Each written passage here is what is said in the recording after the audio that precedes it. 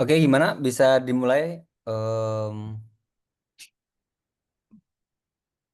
Bapak dan tim?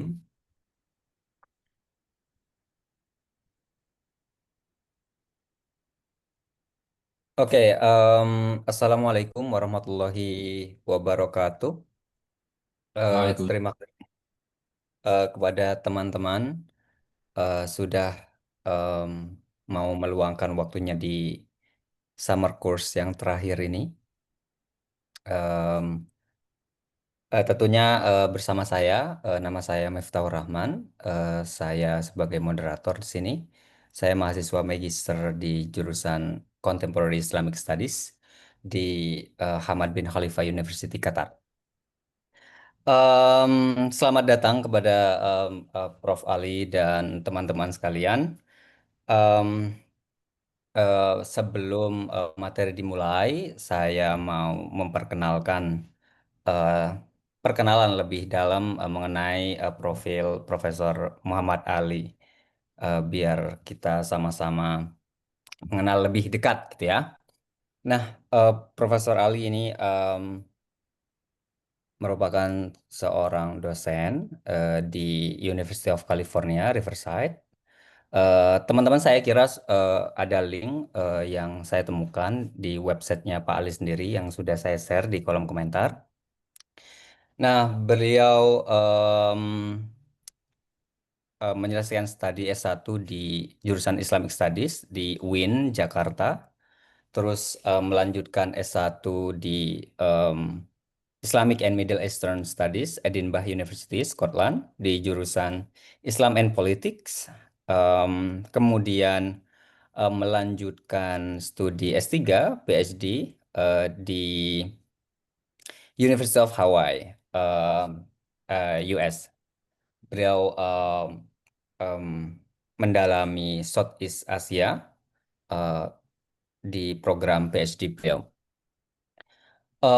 Beliau juga mengajar beberapa course seperti History, Text and Interpretations, kemudian Introduction to Asian Religions, Southeast Asian Religion, dan beliau ahli di bidang Islam in Southeast Asia. Beliau juga banyak sekali menuliskan eh, book chapters, artikel yang saya nggak bisa mention satu persatu karena di sini banyak sekali dan very amazing. Em, oh ya, terkait em, tema malam hari ini adalah relasi Muslim dan non-Muslim relations. Oke, merupakan tema yang sangat-sangat menarik sekali ya. Oh ya, sebelumnya teman-teman, Profesor Ali juga menuliskan buku yang terakhir beliau yang sempat direview oleh beberapa um, scholars juga, termasuk Gus Nadir dan um, Habib Ja'far juga. Saya lihat di Twitter beliau sangat amazing ya. Bukunya berjudul Non-Muslim Bisa Masuk Surga. Nah, ini bagaimana nanti Pak eh, eh, dan teman-teman ini sangat-sangat antusias ingin mendengarkan bagaimana nih Bapak menjelaskan tentang Muslim dan non-Muslim relasi. Kita mempunyai waktu sekitar 40 menit Pak untuk materi, kemudian dilanjutkan dengan sesi eh, tanya jawab begitu. Kepada waktu dan tepat, silakan di, dipersilakan Profesor.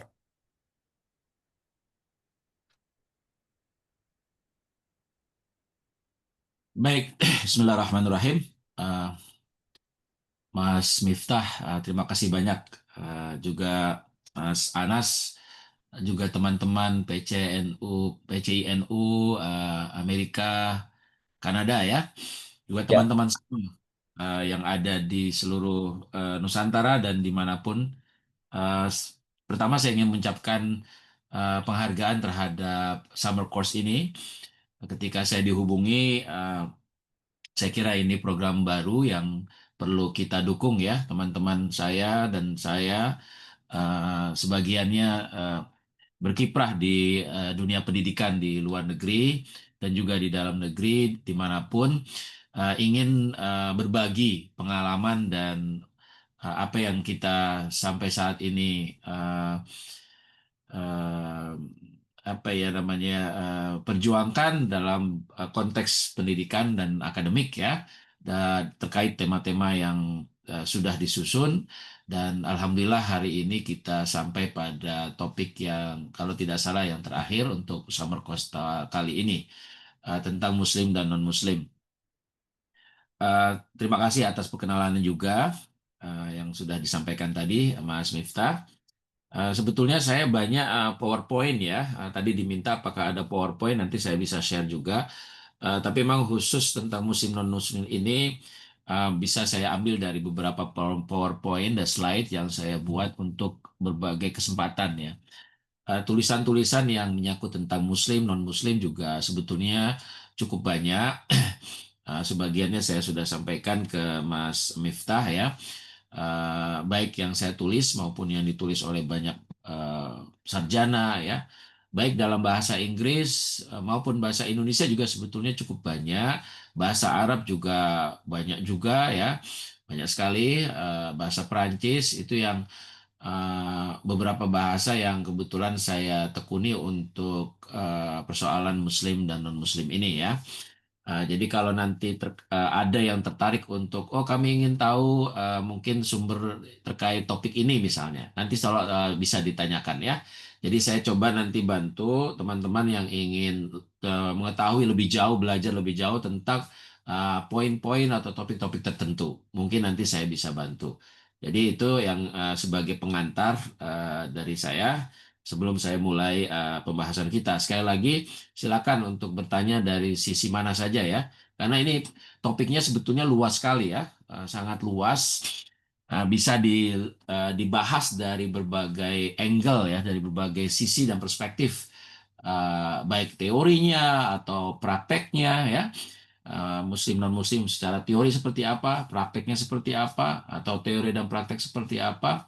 Kemudian juga bisa menggunakan perspektif kajian Quran misalnya ya. Kalau memang Anda tertarik dengan kajian Quran, ya saya latar belakang saya tafsir hadis ya. Itu juga banyak kajian-kajian ayat-ayat Quran, tafsir-tafsir atau penafsiran, pemahaman Quran eh, tentang masalah apa yang disebut oleh kita sebagian besar kita non-Muslim ya.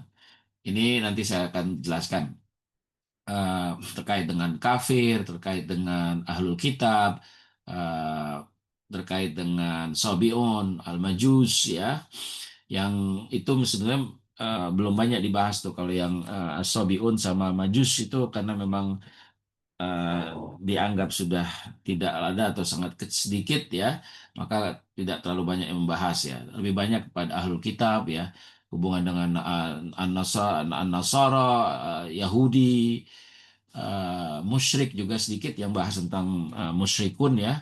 Dan seterusnya itu dari perspektif Quran ya.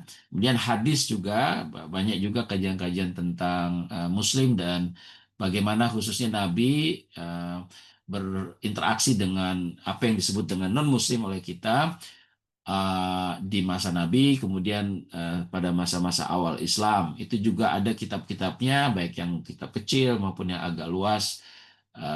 Itu juga banyak ya kajian-kajian terkait dengan siroh juga ya, bagaimana interaksi Nabi terhadap dan para khalifah ya terhadap non-Muslim dalam hal ini, apakah itu al-Yahud dan Nasara atau mungkin dalam konteks abad selanjutnya setelah Sirah itu sejarah ya. Sejarah hubungan Muslim dengan non-Muslim itu juga pendekatan sejarah ini pendekatan yang cukup bagus didalami ya. Itu juga cukup banyak ya buku-bukunya, literaturnya ya. Bagaimana Muslim memahami non-Muslim, berhubungan berinteraksi non-Muslim, misalnya terkait dengan dhimmi ya, dhimmi terkait dengan pembagian jenis-jenis kafir ya dalam ilmu, ada dalam ilmu kalam beda, ada dalam ilmu fikih juga memahami non muslim juga beda-beda itu pembagian-pembagiannya ya nanti kita bisa sedikit bahas soal itu ya. Itu jadi ya ilmu sejarah, sirah, kemudian fikih. Kalau terkait dengan fikih, ilmu syariah, Anda juga bisa mendekati persoalan ini dari perspektif hukum ya, mulai dari persoalan-persoalan uh, mazhab ya, bagaimana pemahaman non Muslim itu di, di, dibahas ya dalam berbagai kategori ya. Sekali lagi kategorinya banyak ya nanti yang disebut dengan non Muslim itu. Nah, kata non Muslim itu sendiri kan eh, kita anggap sebagai satu satu payung bagi banyak kategori gitu. Jadi non Muslim sebenarnya Quran juga hanya satu itu ayatnya yang ghair Islam Medina. Jadi ghair Islam itu hanya satu dalam ayat Quran itu cuma satu. Nanti saya bahas juga. Tapi goero muslimin itu nggak ada itu dalam Quran. Goero muslim, non muslim itu nggak ada kata itu dalam Quran ya. Dalam hadis pun nggak ada itu kata goero muslim atau goero muslimin itu nggak ada. Yang ada dalam adalah itu adalah istilah belakangan ya dan kemudian menjadi semakin kuat karena sejarah agama-agama secara umum yang cenderung menggunakan uh, kata agama-agama itu sebagai identitas komunal ya, sebagai bahasa Inggrisnya itu reified ya definition of religion. Jadi satu agama yang sudah menjadi identitas komunal, komunitas tertentu sehingga muncul kata non-Muslim gitu. Ya, seperti juga Kristen, jadi non-Kristen. Atau bukan kata non-Kristen sebenarnya di istilah mereka ada istilah bahasa lain ya. Gentile misalnya, kalau Jew, Yahudi, kalau yang lain seperti apa namanya? Gentile gitu. Non-Jews, orang yang bukan Yahudi gitu. Jadi kalau misalnya, jadi non itu adalah karena sudah ada yang sudah komunitas kita sebagai identitas, kemudian yang lainnya jadi non gitu. Jadi kalau Anda Indonesia sebagai identitas, maka yang lain bukan asing atau non Indonesia. Jadi non itu sebetulnya yang setelah kita melakukan atau pada saat yang sama melakukan konsolidasi internal sebagai satu komunitas sehingga kemudian ada non, ada yang lain. Jadi self, diri dan yang lain. Nah ini kan tentu saja ada sejarahnya ya, ada konteksnya. Makanya pendekatan sejarah itu menarik sekali. Jadi perubahan-perubahannya dari waktu ke waktu sejak zaman Nabi, Khulafaur Rasyidin. Kalau yang Syiah juga berbeda lagi memahaminya. Ya Ali, kemudian Hasan, imam-imam dan seterusnya.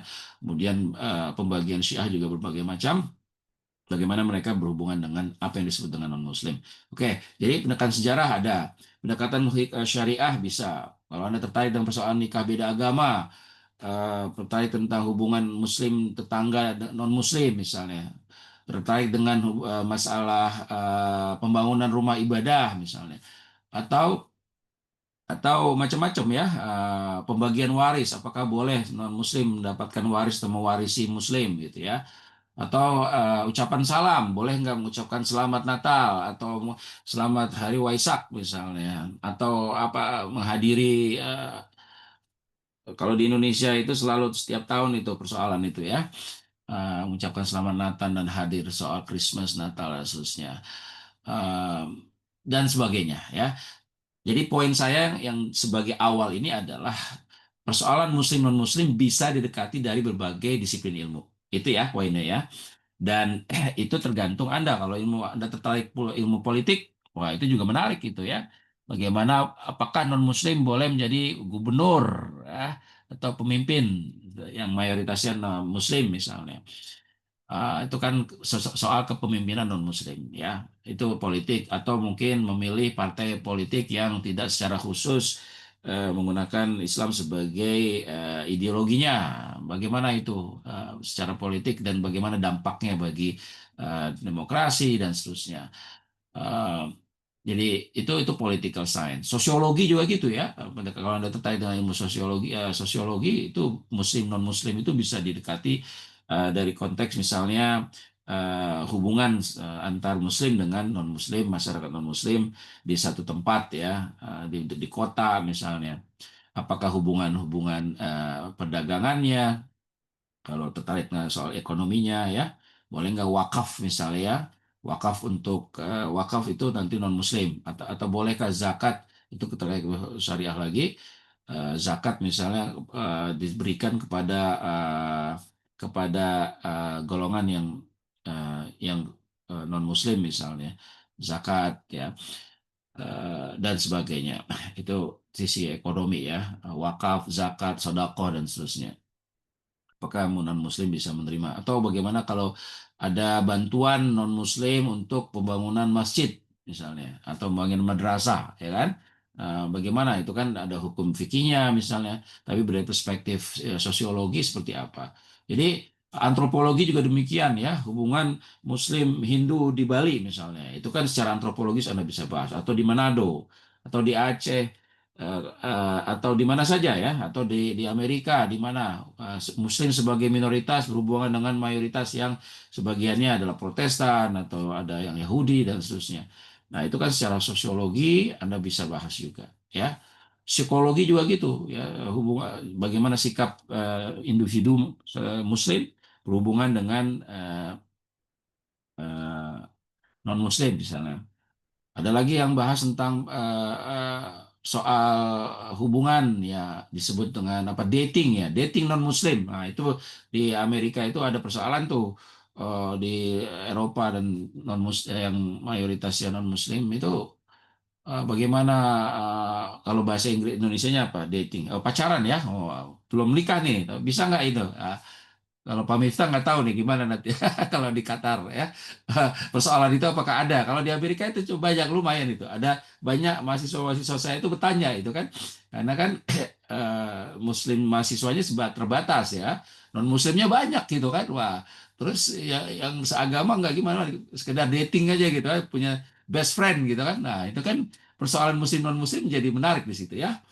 Eh, itu secara sosiologi atau psikologi itu bisa dibahas, oke?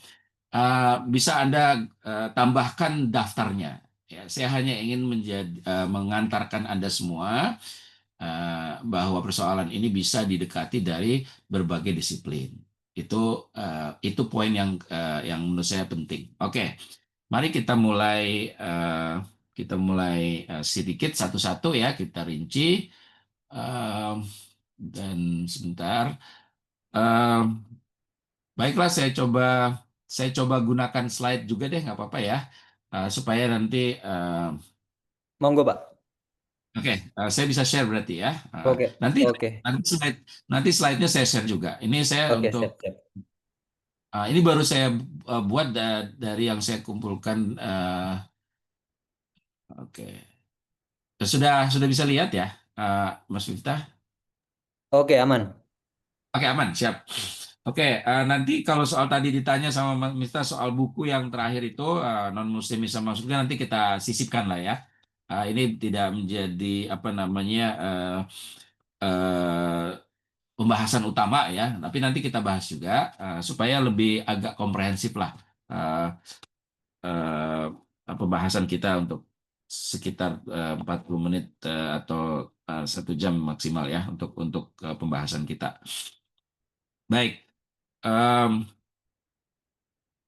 Kata Muslim dan non-Muslim, sekali lagi, definisi Muslim itu juga secara umum kan ada ada Islam sebagai submission ya. Jadi Muslim adalah orang yang manusia yang berserah diri kepada Tuhan ya. Nah, berarti kalau definisinya itu generik dan universal, berarti banyak dong Muslim itu gitu.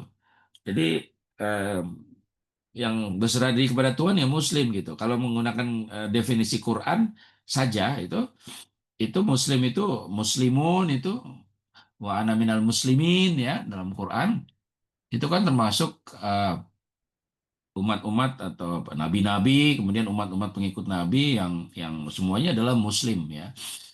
Jadi eh, eh, lebih lebih luas gitu, siapapun. Jadi tidak harus dalam konteks syariat Nabi Muhammad SAW. Jadi Muslim dalam pengertian umum itu mencakup semua orang yang berserah diri kepada Tuhan. Itu secara generik ya, definisi secara generik Muslim sebenarnya. Artinya berarti non Muslimnya ya yang tidak berserah diri kepada Tuhan itulah non Muslim gitu. Ah, Nah, itu secara generik ya.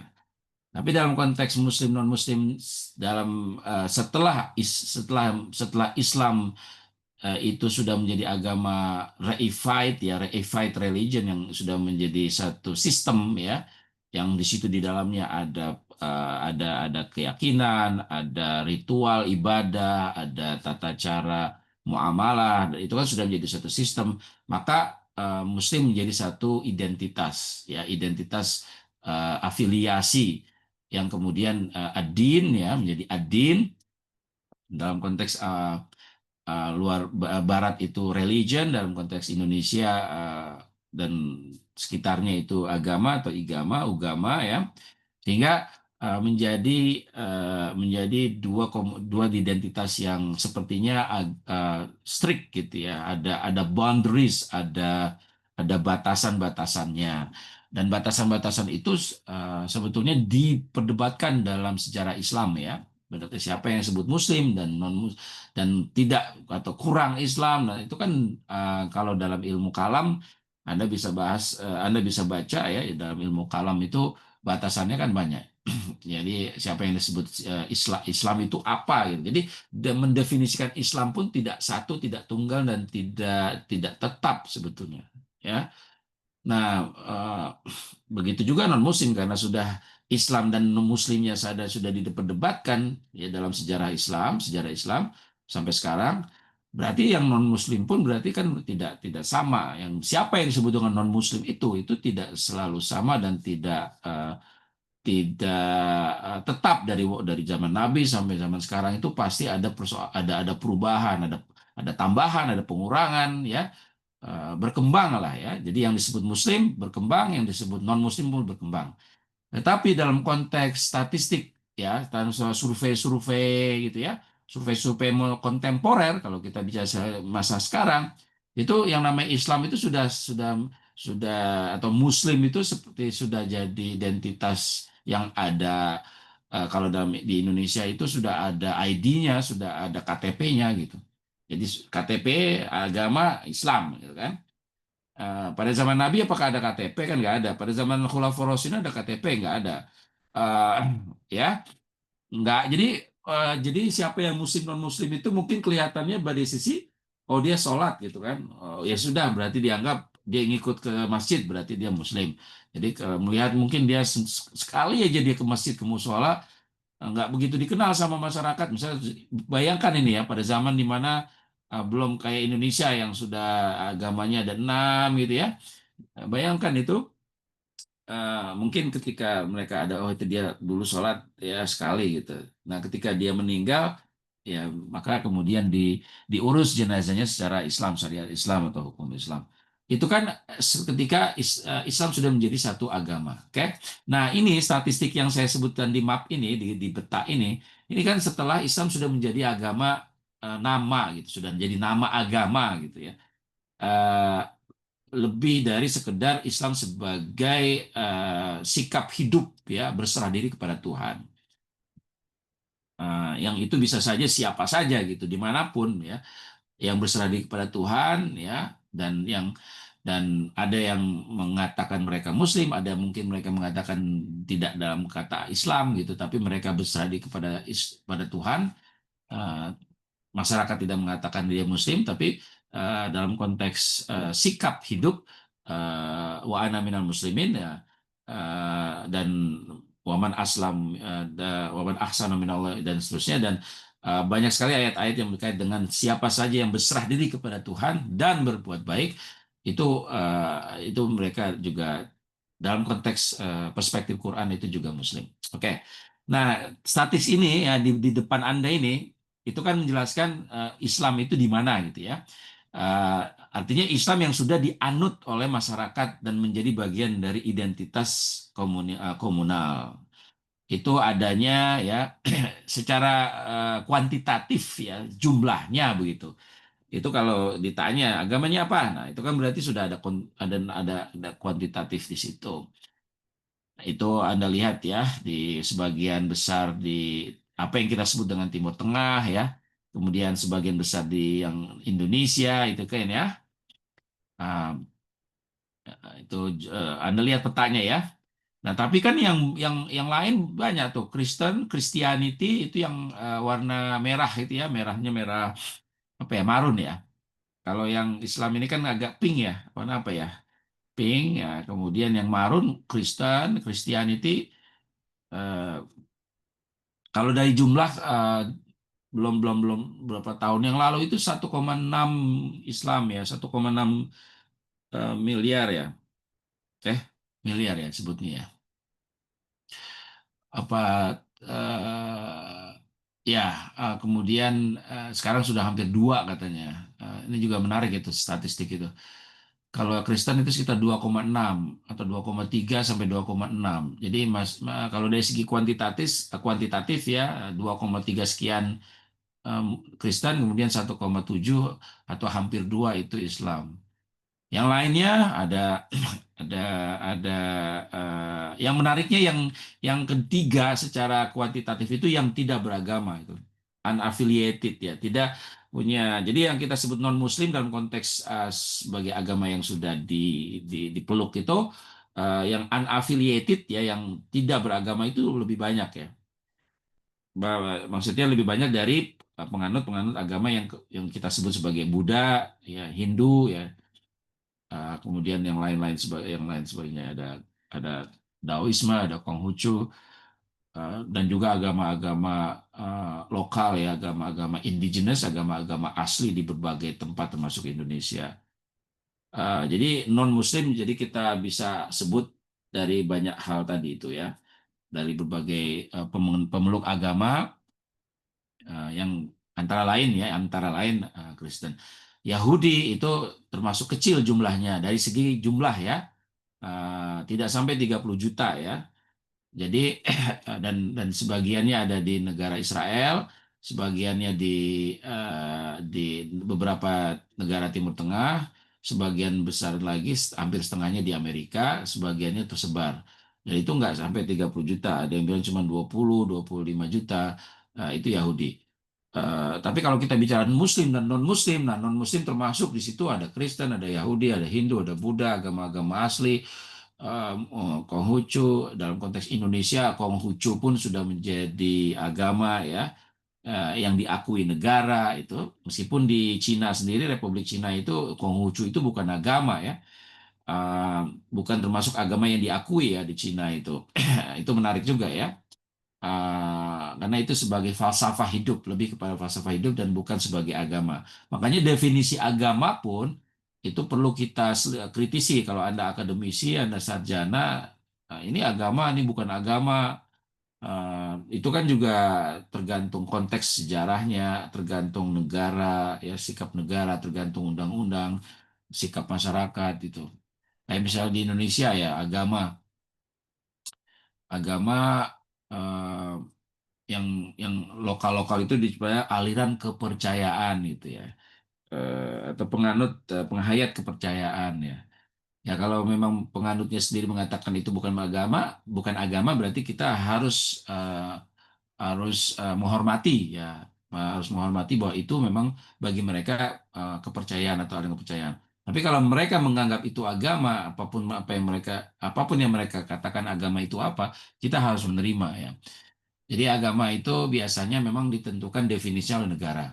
Dalam banyak, tadi saya sebut Cina dan Indonesia, dalam konteks Quran itu din ya, meskipun din itu dengan religion mirip-mirip ya, bisa sama, bisa disamakan, bisa beda, itu juga bisa Anda diskusikan. Apa hubungan antara religion, agama, din ya.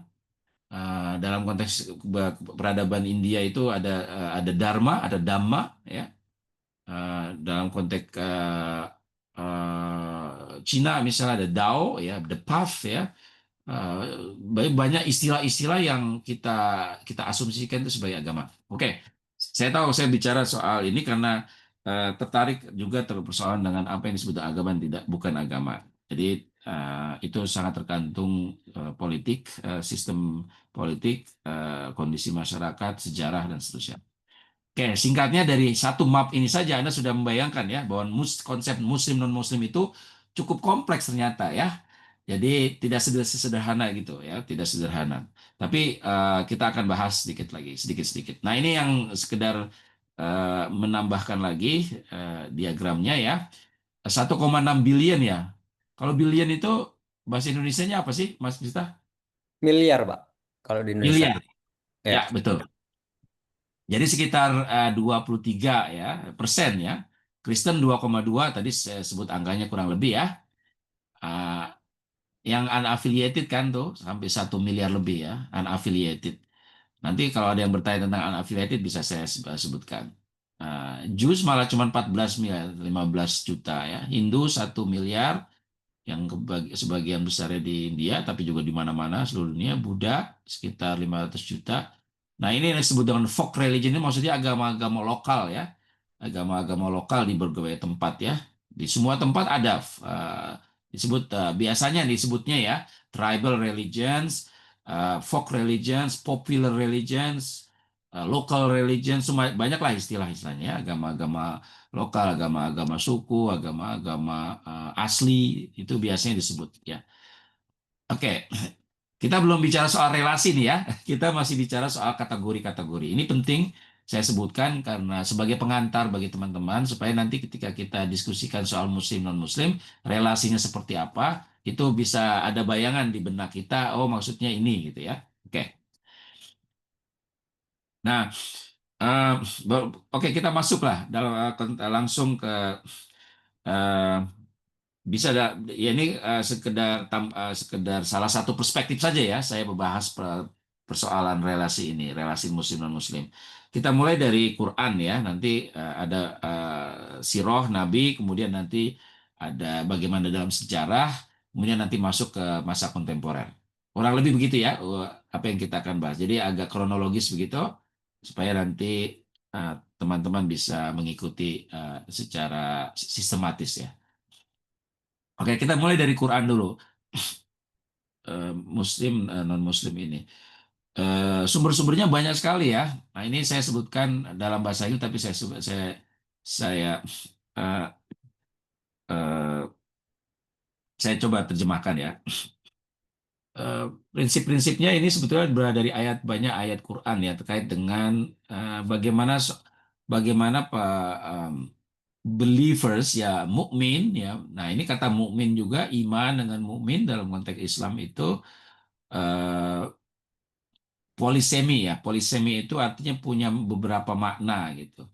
Iman dalam arti percaya, jadi mukmin orang yang percaya kepada Nabi, tapi eh, dalam ayat lain kalau Muslim itu menyampaikan dia Muslim bahwa saya berserah diri kepada Tuhan, tapi kalau mukmin dia bukan hanya menyampaikan dalam mulut, tapi juga dia ada dalam hati. Gitu. Jadi kata mukmin dengan Muslim itu tidak identik ya dalam Quran. Nah, ketika kita bicara Quran itu banyaknya itu bukan kepada orang Muslim itu. Jadi em, dalam Quran itu eh, apa namanya perintah-perintah lah ya, perintah-perintah ajakan-ajakan Quran itu ditujukannya itu kepada ya ayyuhalladzina amanu. Nah, ya ayyuhalladzina amanu itu kan orang-orang yang beriman. Oke? Bukan bukan Muslim, wahai Muslim, oh orang Islam, bukan ya. Nah, ini kan menurut saya menarik ya. Jadi kata Muslim dengan mukmin ya, makanya nah kalau dalam konteks Mekah dan Madinah bagi teman-teman yang sudah tahu tentang masa awal maka Quran itu sebagiannya di Mekah, sebagian di Madinah, Anda bisa bisa bedakan itu ayat-ayat yang di Mekah, ayat-ayat yang di Madinah, ya kan? Kalau ayat-ayat di Mekah itu ya ayuhan nas misalnya, wahai manusia, karena belum ada atau secara umum gitu ya kepada manusia gitu karena di Mekah kita tahu ya Nabi belum belum membuat belum ada di situ satu agama ya. Masih dalam konteks iman kepada Tuhan kemudian yaumil akhir. Itu saja itu sudah susah itu banyak yang nggak mau gitu ya. Beriman kepada Tuhan kemudian percaya dan meyakini bahwa akan ada hari akhir dan semua akan dibangkitkan. Itu di Mekah itu saja message-nya ya. Jadi kata kalau kita bicara berarti relasi muslim non muslim bagaimana ya, belum ada di situ konsep muslim dan non muslim kalau konteks Mekah, bisa dipahami ya, karena belum ada, tadi kan saya sebutkan muslim itu kalau sudah apa yang kita sebut muslim non muslim kalau sudah menjadi satu agama tersendiri. Nah konteksnya dalam konteks Mekah berarti kalau dalam konteks Mekah memang ada uh, ya apa namanya konteks al kafirun ya. Meskipun ya meskipun nanti ayat-ayatnya sangat sedikit yang secara khusus sudah menjadi satu definisi ya sebagai satu identitas agama gitu. Karena yang penting Nabi mengajak siapa saja, Nabi mengajak siapa saja gitu kan. Siapa saja beriman kepada Allah, beriman kepada hari akhir, itu saja sudah susah gitu. Mengapa? Susahnya, mengapa susah orang-orang Mekah? Karena orang Mekah itu sudah dikuasai oleh para pemimpin-pemimpin tribal ya, suku-suku yang mereka sudah punya tuhan-tuhan kan, Lata, Uzza, Manat ya dan sebagainya. Oke, jadi perintahnya itu lebih kepada Nabi mengajak mereka untuk tidak menyembah tuhan-tuhan suku itu, tuhan-tuhan berdasarkan tribe Anda itu. Meskipun Anda juga memang sudah menyembah Tuhan Allah itu sudah ditembah juga sama mereka, tapi hanya salah satu Tuhan yang satu, tapi mereka juga menyembah Tuhan-Tuhan yang lainnya.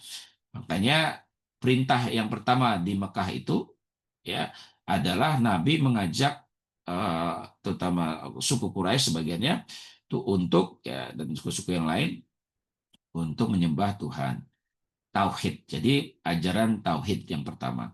Kemudian tauhid hubungannya dengan tauhid adalah beriman kepada yaumul akhir. Pada waktu itu susah itu menerima.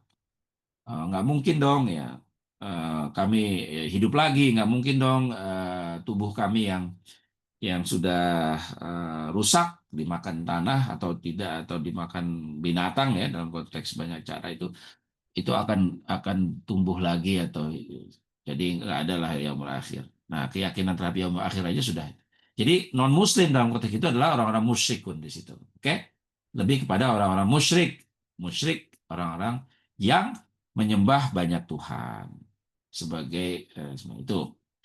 Belum ada di situ Yahudi, ya belum ada Nasrani, oke, belum ada konsep Jews, apa maksudnya Jews Yahudi, Al-Majus, Sabion itu belakangan. Oke, singkat cerita di Madinah, nah barulah kemudian di Madinah ada orang-orang suku Yahudi, ada yang sebagian kecil ada beberapa Nasrani ya, ya meskipun dalam konteks di Mekah belum belum belum ada itu.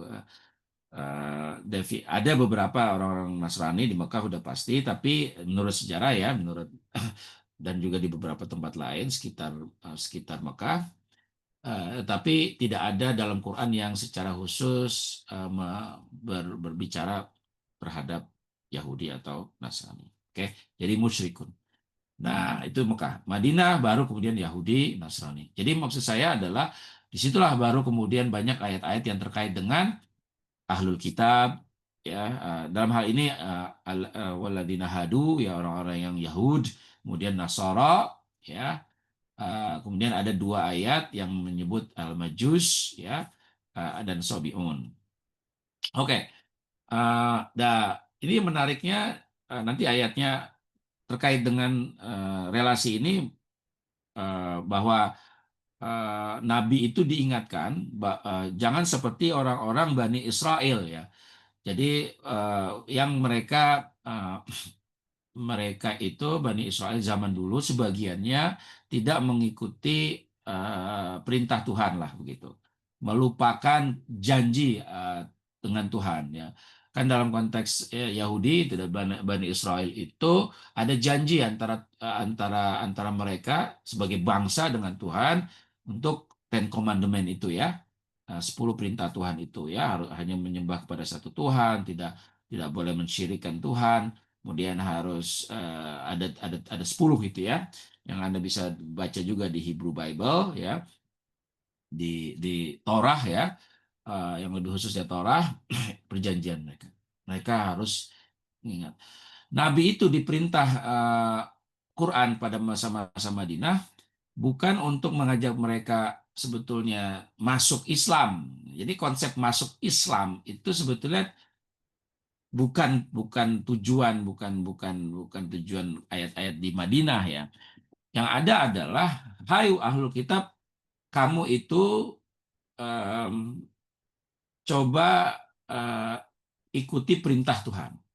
Perintah Tuhan itu seperti ada dalam Taurat ya, seperti dengan janji kamu sudah gitu. Jadi Nabi mengingatkan gitu mereka untuk setia kepada ajaran asal, ajaran dasar eh, eh, covenant mereka. Seperti ini Al-Baqarah ayat 83 ya. Jadi menyembah hanya kepada Tuhan, berbuat baik kepada keluarga, kepada saudara, berbuat baik kepada orphans, yatim ya, yatim orang-orang yang membutuhkan, bicara adil terhadap orang, sholat, zakat. Ini bukan ajakan untuk masuk Islam gitu. Oke, ini bukan ajakan kamu harus mengikuti agama Islam dalam konteks setelah Islam menjadi agama. Itu lebih kepada aja perintah Quran untuk mereka beribadah ya, beriman kepada satu Tuhan kemudian berbuat baik ya. Oke, jangan membunuh juga ya, ayat 84. And remember we took your covenant, said no blood amongst you. Jadi jangan saling bunuh. Jangan juga mengusir orang dari rumah mereka. Jadi ajakan Nabi pada waktu itu supaya mereka patuh kepada ajaran kitab mereka sendiri gitu. Oke? Jadi ini menurut saya penting supaya kita ketika bahas relasi muslim non muslim itu harus bicara konteksnya apa sejarahnya gitu. Jangan pahami seperti sekarang gitu seolah-olah Nabi sama masa itu sudah jadi muslim, oh enggak itu jadi agama, kemudian yang lain harus masuk Islam, kemudian syahadah gitu, asyhadu alla ilaha illallah wa asyhadu anna muhammadar rasulullah. Itu enggak ada pada zaman Nabi itu kayak gitu ya. Definisi Islam syahadah itu ada dalam hadis nanti. Oke, bahwa asyhadu Islam itu ya, hadis yang populer itu ya, hadis tentang Islam, tentang iman, tentang ihsan, tahu ya. Dalam Quran tuh nggak ada bahwa Anda harus bersyahadat dan Muhammad sebagai Rasulmu kepada orang Yahudi, kepada orang Nasrani itu tidak ada, kepada ahlul kitab. Ajakan Nabi kepada ahlul kitab itu dalam Quran itu adalah untuk mereka setia pada ajaran yang mereka ikuti. Kalau mereka pengikut Musa, ikuti ajaran Nabi Musa, Torah. Kalau mereka, nah yang Injil, yang Nasrani meskipun sedikit jumlahnya ya dalam konteks Madinah itu, tetap diajak mereka untuk mengikuti ajaran ajaran Nabi Isa, Isa sebagai nabi. Oke? Bukan berarti kamu harus menerima aku sebagai nabi, sebagai itu enggak ada itu perintah itu. Yang ada adalah ikuti ajaran agama, ajaran nabi kamu yang asal, nabi kamu secara benar, jangan ada distorsi, jangan ada tahrif, jangan ada seterusnya. Nah, yang disebut kafir dalam konteks Quran itu bukan seperti kita memahami sekarang non muslim itu kafir ya kafir dalam konteks dalam konteks di Mekah itu ya ya apa surat Al-Kafir itu ya wahai orang kafir lakum singkatnya nih ya lakum dinukum waliyadin agama kamu kepada agama itu bukan kepada Nasrani, kepada Yahudi, kepada Hindu, kepada Buddha, kepada Konghucu, bukan ya. Pahami konteksnya surat Al-Kafirun itu. Itu kepada orang-orang musyrik ya. Pada orang-orang musyrik yang mereka menyembah berhala dan Nabi bilang dan mereka minta supaya Nabi konteksnya ya Anda baca di Asbabun Nuzul gimana kalau misalnya sehari menyembah Tuhan kamu sehari lagi menyambut Tuhan kami kayak gitu kan ya jadi ganti-gantilah gitu menyembah. Oh, enggak dong lakum dinukum waliyadin oke karena konteksnya eh, lakum dinukum waliyadin.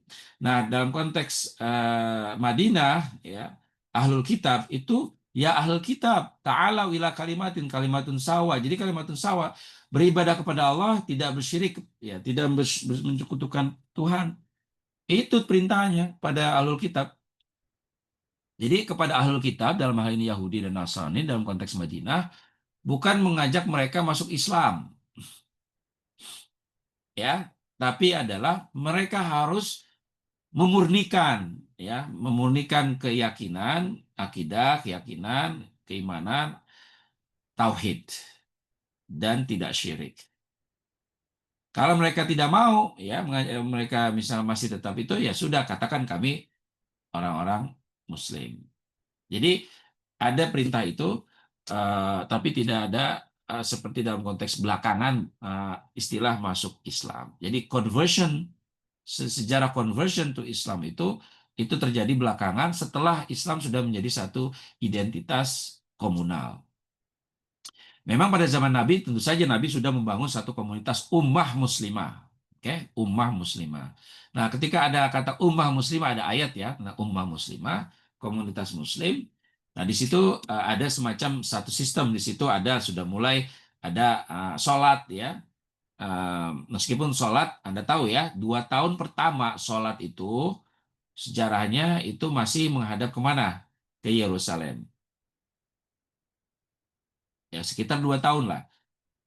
Tapi kemudian ada ayat, oke, sekarang pindah ke Mekah. Jadi arahkan ke Mekah, ke Ka'bah ya di Mekah. Tapi sebelumnya Yerusalem.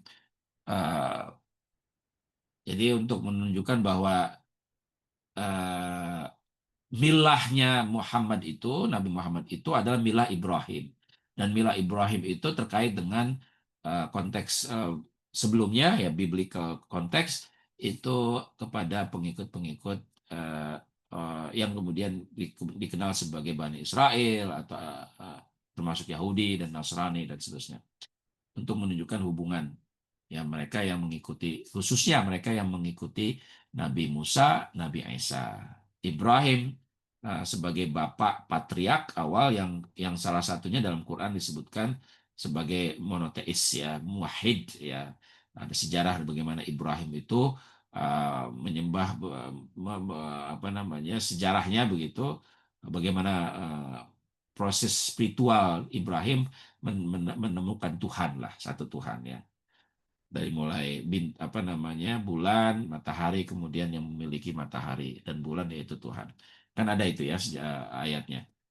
Oke, jadi nah ini perlu saya sampaikan sekedar mengawali apa yang kita sebut dengan relasi Muslim dan non Muslim itu dalam dalam eh, dalam kenyataannya itu berubah-ubah dari waktu ke waktu. Itu poinnya ya. Pada masa Mekah beda, Madinah seperti apa? Nah, pada masa Madinah tentu saja kita tahu ada sudah ada orang Yahudi, dan Yahudi pun banyak di situ ya, ada suku-sukunya ya. Aus, banyak lah ya suku-suku Yahudi itu, dan mereka punya sikap yang berbeda-beda juga terhadap kepemimpinan Nabi. Mereka menolak Nabi sebagai pemimpin mereka karena mereka berharap Nabi mereka orang-orang dari Yahudi. Eh, tapi ternyata orang Arab ya, Quraisy, suku Quraisy, mereka tolak. Jadi bukan persoalan mereka menolak ketauhidan Tuhan ya, bahwa bukan Yahudi itu tidak, yang dikritik itu bukan bukan bukan soal ketuhanan mereka, tapi kepada sikap mereka. Jadi kritik Quran terhadap Yahudi itu lebih kepada sikap mereka, bukan keimanan mereka terhadap Tuhan, karena keimanan mereka terhadap Tuhan sama, satu ya. Uh, tapi sikap mereka terhadap hukum-hukum Taurat itu yang dikritik Nabi, yang dikritik Quran. Oke, nah mereka menolak tuh ya.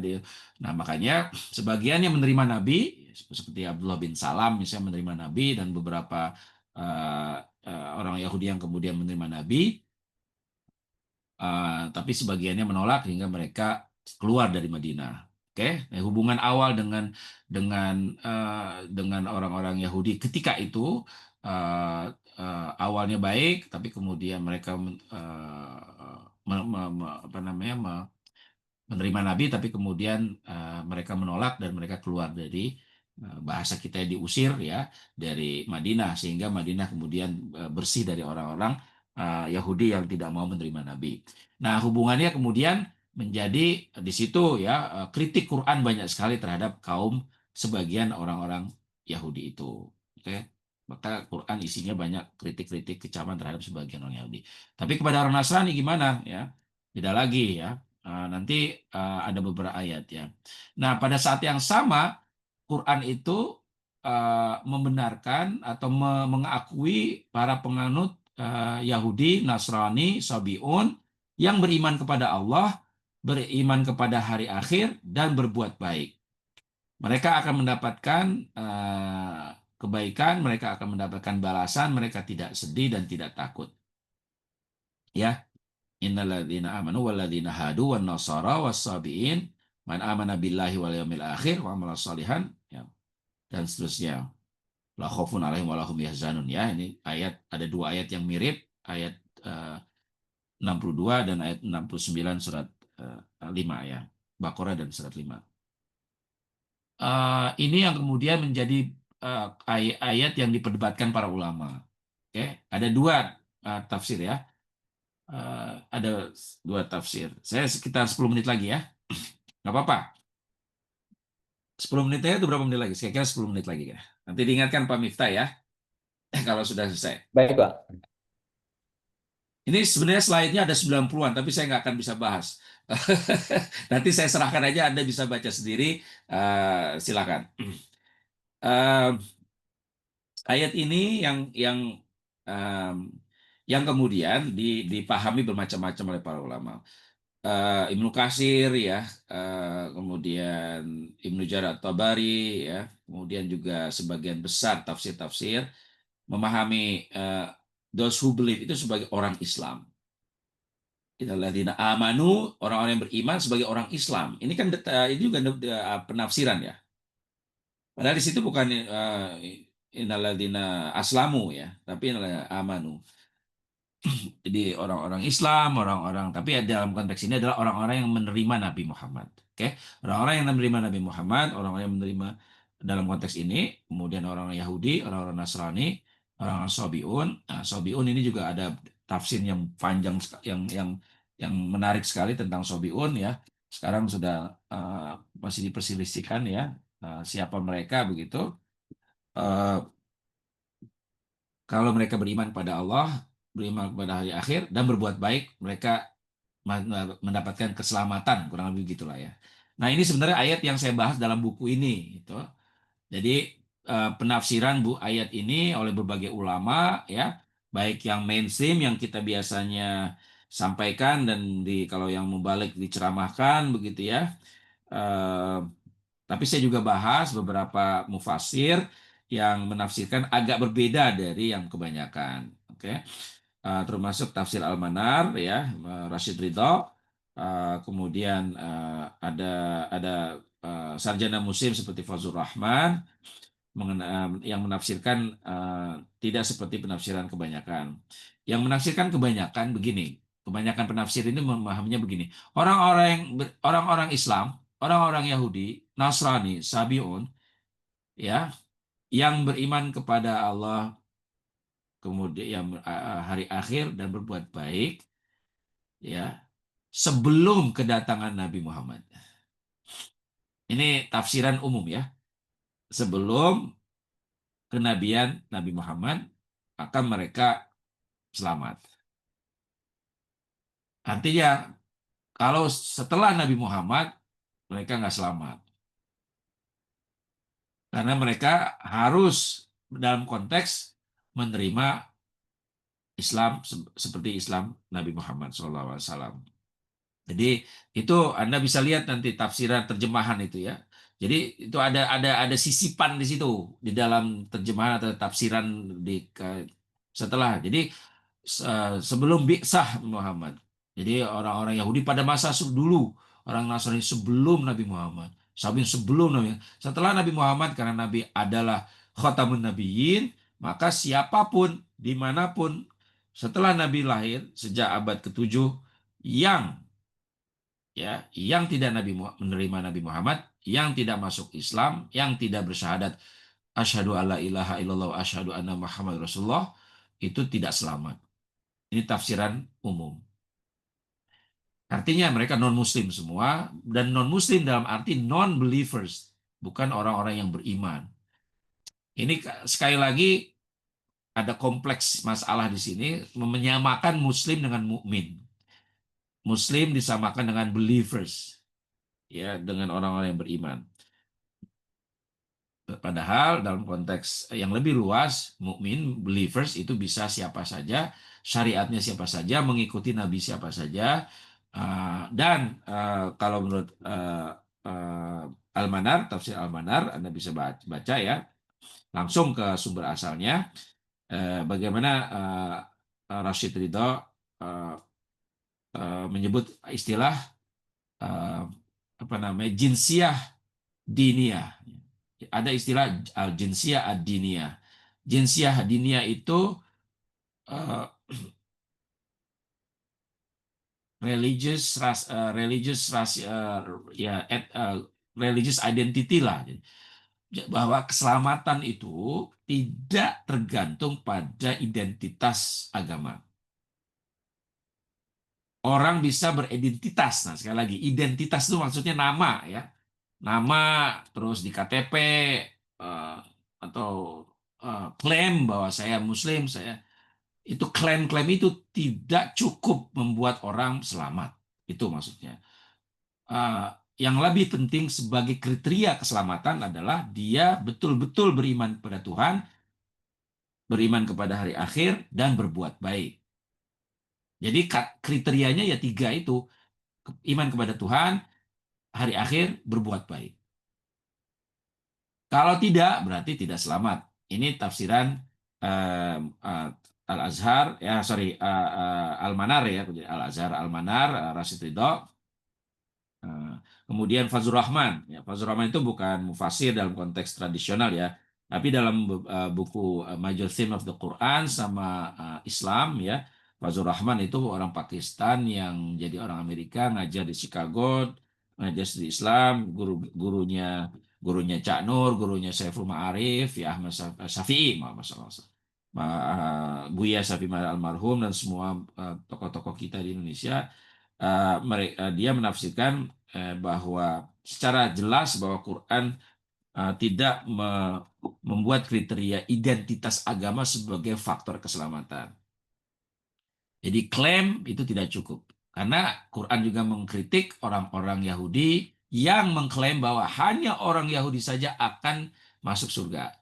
Orang-orang Nasrani sebagian juga mengklaim bahwa hanya orang Nasrani yang masuk surga.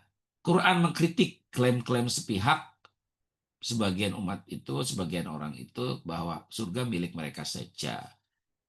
Nah, setelah itu ada muslimun, ya Muslim yang mengikuti Nabi Muhammad mengklaim yang sama gitu. Sebenarnya dikritik juga gitu. Jadi jangan kemudian karena Quran mengkritik Yahudi Nasrani berarti kalau kami mengklaim berarti kami tidak dikritik dong. Nah, juga ya. Jadi kritik ini sebetulnya juga kepada siapapun yang mengklaim dan mengutamakan identitas seolah-olah hanya dia kelompoknya saja yang masuk surga. Oke, itu terkait dengan ayat itu bisa diperdebatkan, tapi saya sudah sebutkan mainstreamnya, arus utamanya tetap seperti yang saya sebutkan di awal, tapi ada beberapa penafsiran yang tidak mainstream, yang juga bisa kita diskusikan. Dan Quran juga mengakui orang-orang baik dimanapun dan dalam kelompok manapun. Ya, mereka yang berbuat baik, mereka beramar ma'ruf, nahi munkar, mereka berbuat khairat, ya mereka adalah solihun, orang-orang yang saleh. Jadi Quran mengakui orang-orang baik di kalangan manapun, penganut agama apapun. Ini tafsiran ya. Kalau mereka amar ma'ruf, jadi kan konteks amar ma'ruf nahi munkar itu, wah itu hanya milik Islam, enggak. Ya, amar ma'ruf nahi mungkar karena bahasa Arab Islam doang, enggak. Berbuat baik, menjaga kemungkaran itu milik semua saja, siapapun dalam konteks solihun, orang-orang soleh. Itu Quran, oke?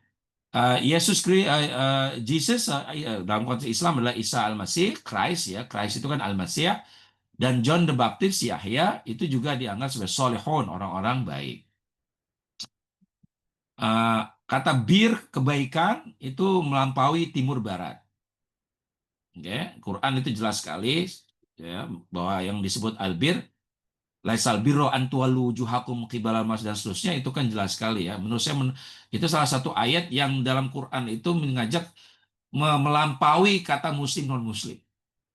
Karena di situ orang-orang berbuat baik kepada siapapun, kepada orang yang membutuhkan ya, kepada fakir, miskin dan seterusnya. sholat, zakat. Nah, ini sering kita sebut sholat, zakat itu hanya orang Islam pengikut Nabi Muhammad. Nah, saya mengajak Anda berpikir kritis ya.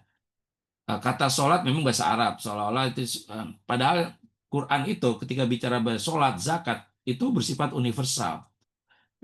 Bahwa sholat itu mungkin caranya, syariatnya, hukumnya berbeda. Tapi sholat itu bukan hanya milik orang Islam. Zakat itu bukan hanya milik orang Islam. Makna intinya adalah sholat itu menyembah kepada Tuhan yang satu, kemudian zakat memberikan sebagian dari harta Anda kepada yang lain. Itu dilakukan oleh penganut Yahudi, penganut Nasrani, dan seterusnya. Dan Quran mengajak orang-orang Yahudi harus sholat juga, harus zakat juga begitu. Ya, karena itu memang adalah ada dalam Taurat. Jadi itu nilai-nilai universal yang melampaui timur dan barat, yang melampaui identitas agama. Poinnya itu ya. Begitu pula mengenai keadilan, berbuat baik ya. Surat Al-Mumtahanah ya, ayat 8 dan 9 Anda bisa baca itu. Eh, eh, Selama mereka tidak tidak mengusir kamu dari rumah kamu, maka kamu harus berbuat baik. Tabarru ya, ya, dan juga kisut ya, adil ya. Yuk tuk situ tua. Jadi berbuat adil, berbuat baik dan berbuat adil itu menurut saya prinsip Quran yang sangat jelas tentang bagaimana kita harus berbuat baik dan berbuat adil kepada siapapun. Ini kan dalam konteks relasi muslim dan non-muslim itu relevan ya. Jadi jangan karena kita benci sama uh, negara Israel di Gaza, kemudian kita tidak berbuat adil kepada orang Yahudi yang mereka juga mengecam kebijakan genosida di Israel dan seterusnya. Mereka jangan sampai kita hanya karena masalah dulu sejarah penjajahan atau perang salib mereka orang Kristen gitu, kita membenci tetangga kita yang Kristen. Oke? Apa hubungannya gitu dia dengan perang salib? Apa hubungannya dia dengan penjajah Belanda dan seterusnya ya?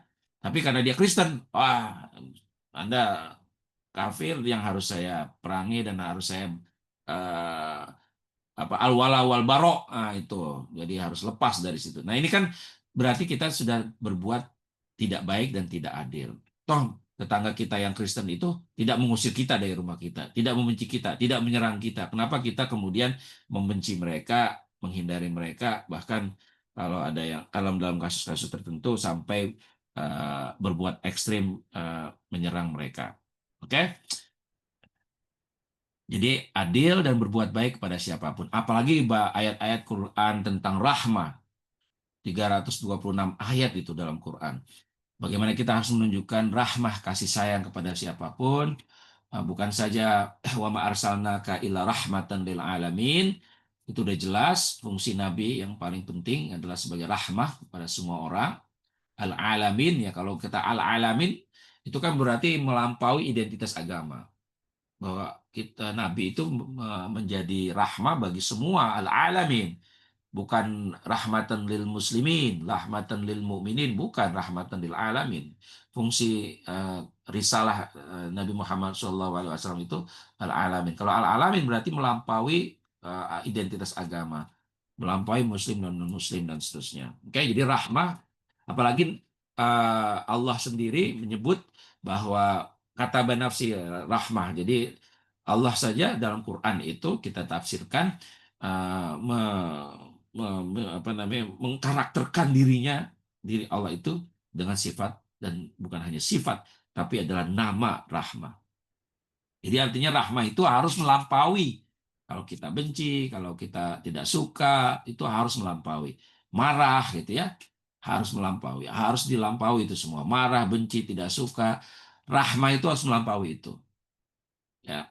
Jadi rahmah ini adalah salah satu sikap relasi Muslim yang sudah ditunjukkan melalui Nabi, para sahabat, ya, para pemimpin, para sarjana, para ulama, guru-guru kita, tokoh-tokoh kita, semualah masyarakat kita dimanapun menunjukkan kasih sayang kepada siapapun. Makanya relasi Muslim non Muslim dalam konteks kapanpun harus yang ini yang muncul, rahmahnya itu. Ya, ini kalau misalnya sudah berbuat dosa, berbuat salah, oke lah, kita harus taubat. Kita harus, kalau ada orang salah, kita harus berikan maaf, karena Allah mencintai orang-orang yang memberi maaf atau pemaaf. Oke. Oke, itu beberapa prinsip dalam Quran. Surat Al-Kafirun tadi sudah saya bahas ya, dan tidak ada paksaan dalam nah ini juga menarik nih. La ikraha fid din ini kan sering sebagai kebebasan beragama ya. Oh, kalau dia sudah menjadi muslim, kita harus paksa, boleh dong dipaksa. Ini juga tafsiran ya. Tetap saja dalam konteks force atau coercion, memaksa orang, memaksa siapapun untuk beriman, beramal soleh dan seterusnya, itu tidak dianjurkan dalam Quran. Karena agama itu seharusnya harus berdasarkan eh, eh, keikhlasan, kalau bahasa Indonesia ya, keikhlasan dalam arti tidak dipaksa, itu harus datang dari diri sendiri, dari mereka sendiri.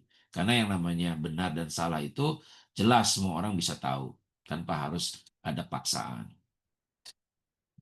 Oke, Anda bisa baca sendiri nanti ya bagaimana Al-Quran memuji sebagian orang-orang Nasrani. Mereka adalah orang-orang yang tidak sombong, mereka orang-orang baik dan berbuat kasih ya. Ini Anda bisa lihat ya ayat-ayat yang terkait bagaimana Al-Quran juga mengapresiasi ya, menghormati, menghargai banyak orang-orang Nasrani. Oke. Uh, Terus ya ini udah ya ini sudah. Kemudian kita harus baca salam kepada siapapun ya. Salam ini bukan dari Assalamualaikum warahmatullahi, itu greeting namanya. Tapi salam dalam konsep Quran itu bukan hanya sekedar greeting, salam gitu, tapi lebih kepada menyebarkan sikap damai kepada siapapun. Jadi relasi muslim non muslim itu selain rahmah tadi, kasih sayang itu membantu menunjukkan rahmah, juga salam damai ya. Dan kalaupun mau mengajak orang, ajak dengan damai, ajak dengan hikmah ya. Ya, kita tahu ini ya, ud'u ila sabili rabbika bil hikmati wal mau'izatil hasanati wajadilhum billati hiya ahsan dan seterusnya. Surah An-Nahl itu kan salah satu menurut saya patokan ya, satu guidelines bagaimana kita berhubungan dengan siapapun. Ajak dengan hikmah, dengan pelajaran yang baik. Kalau harus berdebat atau berdialog dengan cara yang baik.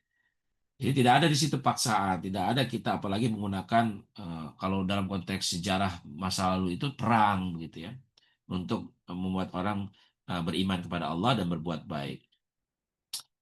Bahkan Quran menghormati monasteri, sinagog, termasuk juga masjid ya. Tempat-tempat ibadah itu nggak boleh dihancurkan, ya nggak boleh di ya dihancurkan nggak boleh. Quran itu jelas surat Al-Hajj 40. Oke, ke bahasa Inggris banyak lah ya. Ini sekedar slide-slide yang sudah saya tulis, yang sudah saya siapkan untuk Anda, nanti bisa di-share. Saya kira saya sudah bahas singkatnya ya. Mungkin kita lebih banyak diskusi aja.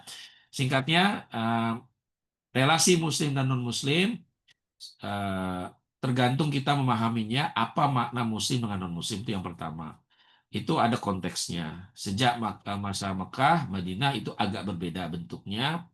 Kemudian pada masa Mekah seperti itu, Madinah seperti itu. Kemudian siroh Nabi panjang ya. Pada masa abad pertengahan itu ada namanya zimmi ya. Jadi masyarakat dalam hal ini umat Yahudi atau Nasrani ya, yang mereka punya kitab, ahlul kitab ya, mereka diprotected ya. Zimmi itu di, dilindungi ya oleh pemimpin yang muslim ya. Ketika negara dalam konteks pada zaman abad pertengahan itu pemimpinnya muslim, maka yang penganut agama-agama yang lain yang dalam hal ini ahlul kitab, mereka zimmi ya, ahlu zimmah, mereka harus mendapatkan protection. Mereka hanya membayar jizyah, mereka tidak membayar zakat, tapi mereka hanya membayar jizyah per orang begitu. Karena mereka diakui dan dilindungi ya sebagai warga negara. Nah, pada masa abad Sekarang itu kan konsepnya lagi bukan ahluz zimah ya. Ahluz zimah itu abad pertengahan. Kalau masa abad sekarang, abad-abad sekarang, masa kontemporer ya, kita sudah lagi tidak menggunakan kata zimah. Kita menggunakan kata muwatinun, warga negara, karena semua sejajar, tergantung konstitusinya. Konstitusi Indonesia ya itu kan sudah lagi tidak ada istilah kafir, ahlul kitab, itu kan nggak ada dalam konstitusi. Itu ada dalam konteks tafsir, dalam konteks kajian keislaman, dalam konteks internal umat Islam ada kafir, ahlu kitab, dan seterusnya. Tapi dalam konteks negara, bangsa, nation state, Indonesia tidak ada istilah kafir. Tidak bisa menggunakan kata kafir kepada warga negara lain dalam konteks kewarganegaraan. Nah, itu kan berarti sudah ada terjadi perubahan, ya perubahan bagaimana relasi muslim dan muslim konteks modern. Oke. Saya kira itu ya singkatnya. Tentu saja ada persoalan nikah, ya bagaimana nikah, bagaimana mengucapkan salam, bagaimana warisan dan seterusnya bisa kita diskusikan ya. Ya, yang sifatnya agak ke fikih, eh, relasi muslim non muslim bisa kita diskusikan. Kalau ada yang tertarik persoalan-persoalan ini bisa kita diskusikan lebih lanjut. Saya hanya Oke, mengantar. terima kasih. Makasih. Assalamualaikum warahmatullahi wabarakatuh. Waalaikumsalam warahmatullahi wabarakatuh. Wah, sangat komprehensif sekali dari tadi ya. Dimulai dari bagaimana kita membaca fenomena Muslim dan non-Muslim relation yang bisa ditinjau dari banyak disiplin, baik psikologi, sosiologi, politik, syariah, dan juga sejarah. Kemudian eh, kita masih mempunyai waktu 45 menit, Prof. Dan saya Baik. akan um, you know, mengajak teman-teman untuk berdialog. Ada sudah beberapa yang raise hand dari tadi. Bapak siapa ini? Mas Wahyudi dari PCNU Pakistan. Silahkan jika eh, mempunyai pertanyaan langsung berkomunikasi dengan Prof. Ali. Masih di mute, Mas.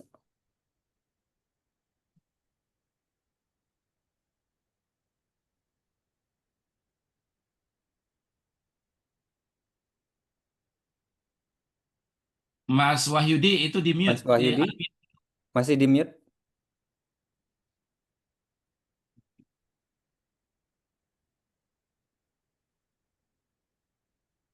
Oh, masih belum bisa ya. Tolong buka mute dari host. Oh,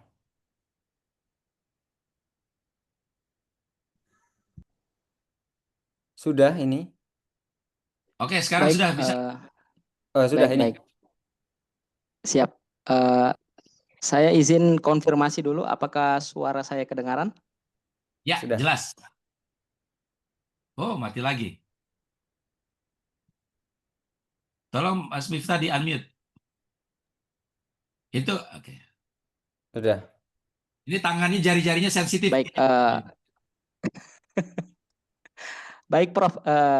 Izin, Prof. Assalamualaikum warahmatullahi wabarakatuh. Waalaikumsalam warahmatullahi Eh, wabarakatuh. Nama saya Muhammad Wahyudi. Alhamdulillah saat ini saya sedang studi PhD di International Islamic University of Islamabad di Pakistan, Prof. Salam kenal, Prof.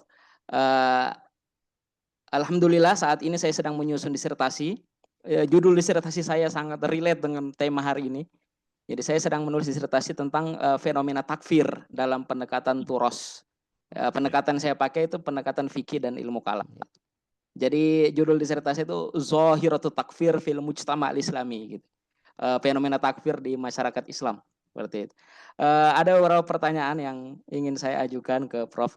Semoga bisa memantik diskusi gitu, Prof. Ya. Dalam tradisi turos, berhubung pendekatan yang saya pakai adalah pendekatan fikih dan ilmu kalam. Jadi dalam tradisi turos, fikih dan ilmu kalam itu terdapat perbedaan cara ulama memahami ayat-ayat dan hadis yang berkaitan dengan al-wala wal bara. Nah, ini ya. Jadi bagaimana sebaiknya umat Islam hari ini itu memaknai teks-teks tersebut agar tidak jatuh pada pola pikir takfir gitu. Itu yang pertama, Prof. Kemudian yang kedua, ini saya ingin penelitian saya ini agar tidak hanya teoretis gitu, Prof.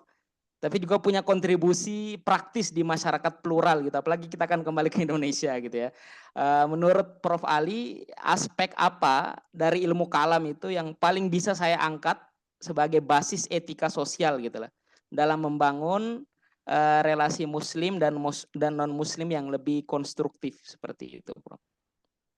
Kemudian yang ketiga saya mau rekomendasi buku gitu dari Prof. Ali yang mungkin bisa saya pakai sebagai referensi dalam disertasi saya yang membahas isu-isu terkait iman dan kufur yang lebih relate dengan konteks Muslim dan Muslim seperti itu.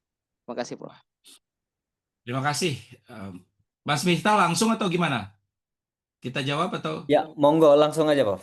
Oke, siap, siap. Wah, ini bagus sekali, Mas Wahyudi. Sekali pertama, selamat ya, sedang PhD di Pakistan ya. Kalau saya punya waktu, pengen ke sana juga nih suatu saat nanti. Itu salah satu kampus hebat ya. Saya senang sekali Anda di sana.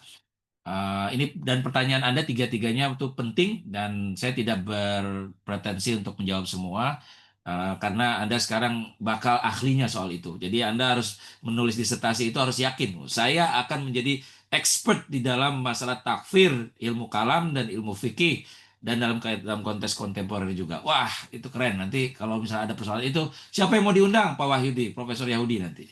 Wahyudi. Oke. Itu pertama ya. Eh, jadi kebetulan saya juga mengumpulkan banyak literatur soal ini dalam bahasa apa namanya bahasa Arab ya banyak sekali al-kufur wal iman, takfir fil Quran wa sunnah, takfir dan wah banyak sekali ya. Sebenarnya Anda akan banyak sumber ya. Tinggal bagaimana tadi pertanyaannya eh, al-wala wal baro ya, al-wala wal baro itu baca sejarahnya. Kapan muncul al-wala wal baro itu? Itu harus dibahas juga tuh. Kapan muncul pertama kali al-wala wal baro itu muncul? Gerakan Islam mana, pemikir Islam mana yang pertama kali Anda cari itu, teliti yang menggunakan kata al-wala wal baro sebagai sebuah konsep pemikiran dan juga praktek yang kemudian disebarkan oleh gerakan-gerakan Islam kontemporer ya. Menggunakan ayat mana ya, dan itu Anda bisa sebutkan. Kalau tadi pertanyaannya kan mana memahami bagaimana al-wala itu berarti sudah pertanyaan teologis itu. Itu pertanyaan teologis itu artinya Anda menanya dalam konteks bagaimana seharusnya ya. Tapi kalau konteks akademis, bagaimana al-wala al-bara itu dipahami apa adanya oleh pemikir maupun gerakan-gerakan Islam pemikir pada masa lalu ya atau gerakan-gerakan Islam masa sekarang. Jadi Anda menjelaskan, menganalisis konteks-konteksnya bagaimana mengapa al-waro muncul, walo-baro muncul ya, apa yang mereka pahami al-walo al-baro itu ya, ya loyalty dan kemudian lepas dari orang-orang kafir. Siapa yang mereka sebut sebagai kafir di situ? Apakah secara khusus kafirnya atau secara umum? Eh, Mengapa demikian? Apa karena umat Islam, gerakan Islam dalam konteks sedang turun ya, sedang banyak dijajah secara militer, politik, ekonomi, budaya ya, media ya, sehingga al-wala al-bara itu menjadi satu senjata ya, senjata untuk bisa memurnikan umat Islam dari pengaruh-pengaruh asing ya. Karena umat Islam dalam eh, dalam konteks kontemporer ini di bawah gitu kekuatan lain Kristen, Yahudi, Zionis dan seterusnya. Jadi al-walau baro itu pahami dalam konteks itu gitu. Nah, ini menarik ya. Makanya dalam konteks al-walau al-baro itu dalam konteks jadi hostile environment al-walau al-baro itu. Kalau menurut saya nih ya, dalam konteks tidak damai begitu. Dalam konteks tidak dalam konteks peace ya. Jadi dalam konteks perang di situ. Ya, dalam konteks perang. Nah, perang ini kan ada dua macam. Ada perang fisik, ada perang imajinasi. Bentar, saya tutup pintu dulu ya. Karena di sini sudah jam setengah 8, jadi sudah siap-siap mau berangkat sekolah anak-anak ya. Makanya saya tutup. Tapi pas waktunya buat saya. Nah, jadi konteks Muslim ya, melalui pemikiran-pemikiran Al-Wala Al-Bara itu kita harus loyal kepada pemimpin Muslim, kemudian kita harus barok ya, kita harus lepas ya, lepas dari pemimpin-pemimpin dan negara-negara dan gerakan-gerakan yang disebut sebagai gerakan-gerakan kafir itu, dan para pendukung kafir. Kafir ini juga dalam konteks Al-Wala Al-Bara dalam sebagian gerakan Islam itu dipahami bukan sekedar non-Muslim. Kafir itu Muslim juga adalah kafir kalau mereka mengikuti negara atau mereka menjadi sahabat dari negara-negara kafir. Jadi jadi Baro itu kafir bukan sekedar Muslim tapi non Muslim, bukan sekedar non Muslim tapi Muslim eh, yang yang mereka mengikuti sistem Barat ya, Kristen, Yahudi, Zionis. Nah, itu kayak dalam konteks banyak kitab-kitab, buku-buku Al-Wala Al-Bara. Tapi kan dalam konteks takfir masa lalu itu kan tidak seperti itu. Dalam konteks di ilmu kalam, ilmu fikih itu beda. Itu jadi Al-Wala Al-Bara dalam konteks takfir pada masa pertengahan dengan masa kontemporer itu berbeda. Ada perubahan-perubahan. Itu harus dipahami konteks historisnya, Mas Wahyudi. Itu menarik sekali. Nah, dalam konteks takfir pada masa ilmu kalam itu lebih kepada persoalan internal Muslim juga. Jadi takfir dalam konteks internal ya, misalnya eh, kepercayaan bahwa Allah itu mempunyai sifat-sifat manusia, anthropomorphism namanya. Anthropomorphism itu mensifatkan Tuhan dengan sifat-sifat makhluk, kan gitu. Itu takfir, udah kafir ya kan? Atau tidak percaya bahwa kebangkitan nanti itu kebangkitan fisik. Jadi nanti kebangkitan manusia itu dari kubur pada akhir zaman itu hanya spiritual, hanya rohani, itu kafir. Oke. Jadi itu kan kalam begitu. Jadi lebih kepada internal beberapa aspek-aspek doktrin keimanan tertentu kafir. Sudah lalu kita tahu bahwa mulai dari Khawarij ya, kemudian Murji'ah dan seterusnya, itu kan takfirnya dalam konteks itu, dalam konteks siapa yang keluar dari iman dan siapa yang masih dalam konteks Islam. Kemudian ada fasik, ada zindik, itu juga zindik kata dari Persia yang mempengaruhi Islam, kemudian dijadikan kata orang-orang yang kufur dari zindik. Ada istilah-istilah baru, muncul lagi istilah-istilah ahlul bid'ah ya, itu juga baru muncul lagi. Jadi takfir itu harus diperluas maknanya, oke? Bukan sekedar mengatakan kufur, tapi juga ada zindik, ada ahlul bid'ah, wal hawa dan seterusnya. Itu bisa dimasukkan dalam kategori takfir. Ini untuk memperluas kajian Mas Wahyudi yang udah bagus sekali. Jadi kalau konteks Indonesia, al-wala bara tidak bisa kita wujudkan karena dalam konteks Indonesia ya kondisinya kondisi aman gitu. Ya, jadi mau bagaimana al-wala al-bara toh kita di Indonesia misalnya sudah menerima negara bangsa ya. Anda tahu bahwa konsep negara bangsa itu konsep kafir. Oh, maksudnya gini. Maksudnya gini. Kita menerima state nation ya, itu kan setelah kita dijajah ya. Jadi kita itu menjadi negara Indonesia, Republik Indonesia dengan konstitusi dan seterusnya. Pakistan juga menjadi Republik Islam Pakistan dan seterusnya. Itu kan setelah masa kolonial. Kita menerima itu nation state ya, ya sudah masuk ke dalam kategori westernized ya sejak abad 17 ya. Semua negara-negara sudah menjadi negara bangsa. Nah, artinya kepemimpinan itu sudah berdasarkan muwatonah ya, sistem muwatonah, citizenship. Tidak lagi dalam konteks Darul Harb, Darul Islam.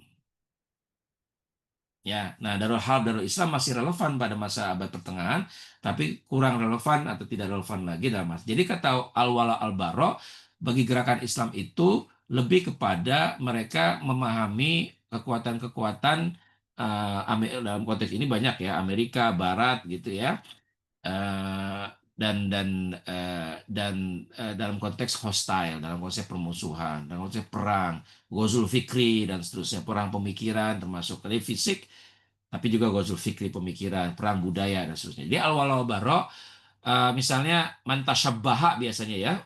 Jadi ya, barang siapa yang menyerupai kaum maka akan termasuk kaumnya.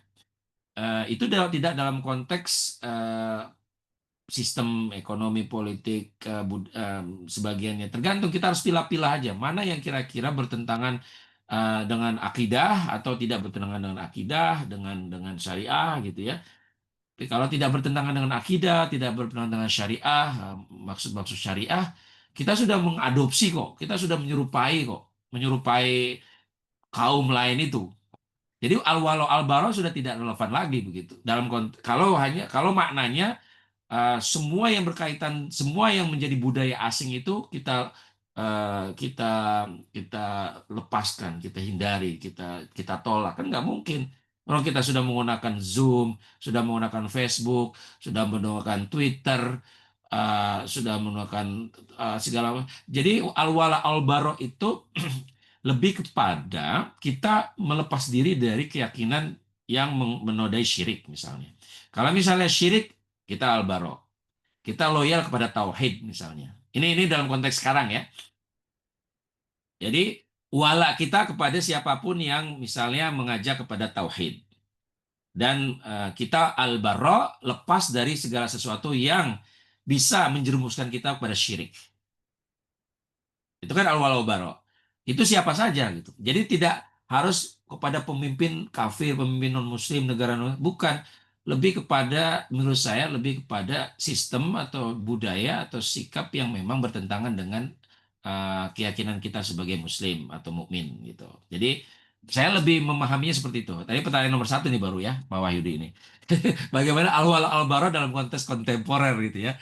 Setelah memahami al-wala al-bara dalam konteks sejarah masing-masing.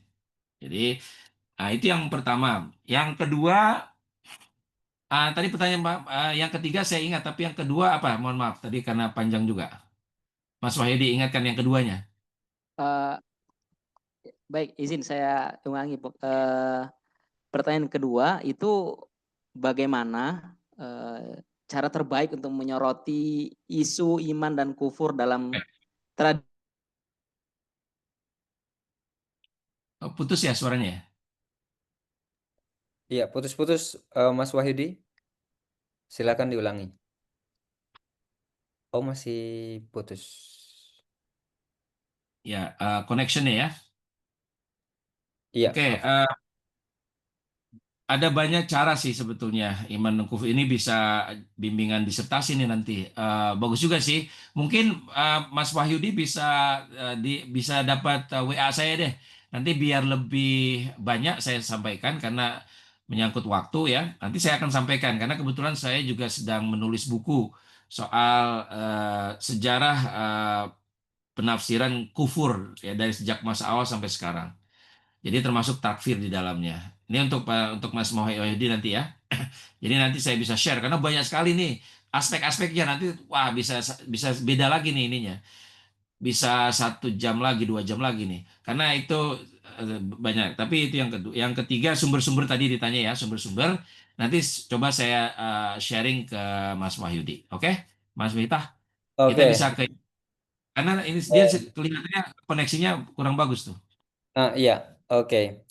Kita lanjut ke pertanyaan kedua untuk Mas Firdan Fadlan. Silakan dipersilakan. Oke, baik. Terima kasih waktunya dari moderator. Terima kasih juga pemaparannya, Prof. Ali. Saya Firdan Fadlan. Saya baru lulus tahun ini dari Social Science University of Ankara. Pertanyaan saya lebih ke early modern, Prof. Jadi pertanyaan utama saya adalah apakah ada konsensus di antara mufassir dan scholar mengenai ahlul kitab, ataukah definisi ahlul kitab ini berevolusi?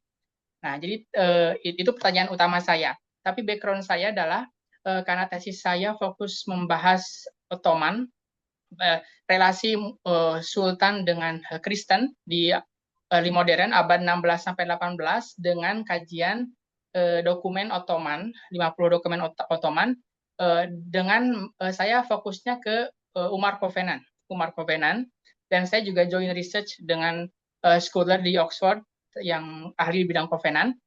Nah, di masalah Kristen itu kan kompleks sekali, apalagi di early modern gitu. Nah, maka dari itu Ottoman tidak bisa memandang Ahlul Kitab sebagai semua Yahudi dan Nasrani gitu. Dan yang Ottoman akui sebagai Ahlul Kitab adalah khususnya dalam Kristen di Palestina, di Yerusalem, itu adalah mereka yang memiliki dokumen Umar Covenant. Karena dia yang memiliki Umar Covenant, dia lebih dekat kepada Kristen yang asli zaman abad ke-7, di mana Umar Covenant itu dirilis gitu. Ya, jadi kembali ke pertanyaan saya yang utama, jadi apakah ada konsensus mengenai pemaknaan kategorisasi Ahlul Kitab, ataukah dia berevolusi? Karena Kristen sendiri pun itu berevolusi. Mungkin itu. Terima kasih, Prof. Terima kasih banyak Kang Firdan, ini saudara saya ini. Terima kasih, luar biasa Angkara. Saya senang sekali ya perkembangan Firdan, maju terus ya di apa namanya kajiannya, researchnya. Ini kajian yang bagus sekali.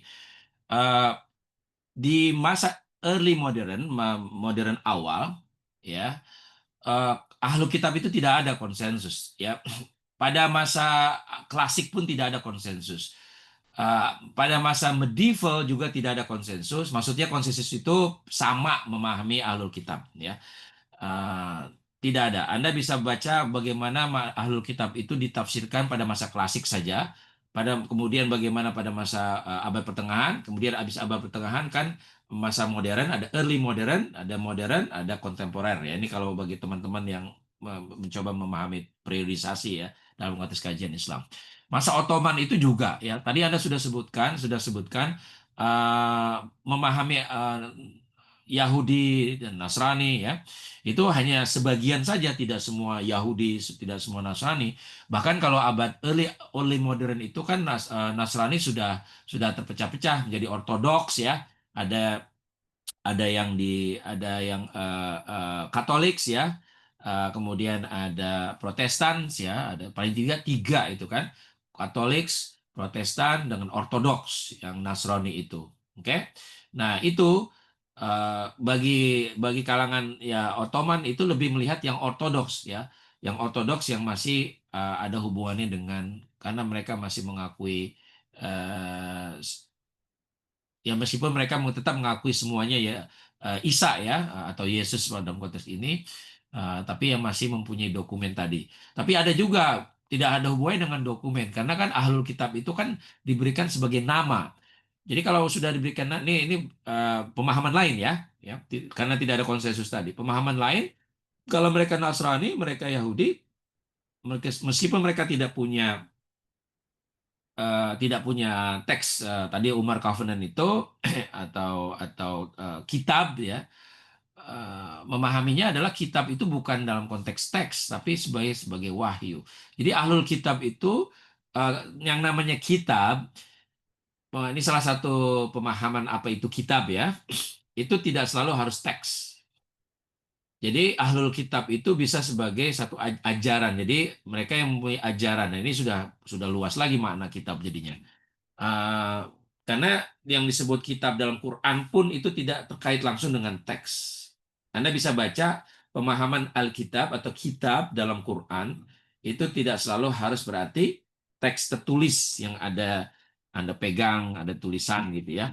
Tapi dia sebagai wahyu, sebagai satu sistem message, ajaran yang bahkan kalau Anda bicara soal umul kitab, nah itu kan kitab itu umul kitab kan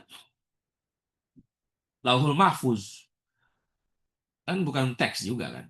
Jadi ini mulai dari kata apa itu kitab, itu satu ya. Jadi tidak selalu harus teks. Yang kedua, ahlul kitab bisa dimaknai macam-macam. Anda bisa baca dalam tafsir Ibnu Jarir at-Tabari ya, atau Al-Azhar lah, kok Al-Manar maksud saya, itu banyak mana ahlul kitab. Atau ahlul kitab fil Quran ya, saya punya bukunya nih. Bagaimana keragaman memahami Alkitab dalam tafsir-tafsir. Jadi early modern tidak ada konsensus. Early awal tidak ada konsensus. Alkitab hanya Yahudi dan Nasrani. Satu, semua Yahudi Nasrani terlepas dari dia punya kitab atau tidak, megang kitab atau tidak. Kedua, hanya Yahudi dan Nasrani yang punya kitab, punya pegangan kitab. Apa Umar Covenant atau kitab Taurat atau Injil yang asli. Kalau tidak asli gimana? Kalau misalnya Bible gimana? Kalau misalnya Perjanjian Lama, Perjanjian Baru, apa termasuk Alkitab? Nomor tiga, tidak termasuk Alkitab. Ini pemahaman lain ya. Oke? Karena mereka tidak asli, maka tidak bisa disebut. Jadi Yahudi, Nasrani yang zaman sekarang karena tidak asli pegang kitabnya seperti pada zaman Taurat dan Injil, maka mereka bukan termasuk ahlul kitab. Itu tafsiran yang ketiga. Iya, jadi ahlul kitab hanya yang memegang kitab yang asli. Jadi yang bukan asli bukan ahlul kitab. Karena perjanjian lama, perjanjian baru itu banyak distorsi, banyak tahrif dan seterusnya, maka mereka bukan lagi ahlul kitab. Tapi itu mereka minimal ya, marginal ya. Sebagian nggak sebagian besar, saya tidak bisa bilang sebagian besar juga. Banyak tafsir yang memahami ahlul kitab, Nasara wal Yahud, itu aja secara umum. Nah, yang keempat memahami kitab, ahlul kitab, ya ahlul kitab, termasuk Rasul Ridha memahaminya ahlul kitab itu Yahudi, Nasrani, dan yang lain yang punya kitab, termasuk yang dianggap subhat kitabnya seperti Sobiun. Oke, jadi Sobiun termasuk ahlul kitab. Oke, pemahaman yang nomor berapa sekarang ahlul kitab? Termasuk juga selain Yahudi, Nasrani, Sabiun yang subhat kitab punya kitab atau enggak, samar jelas punya kitab tidak.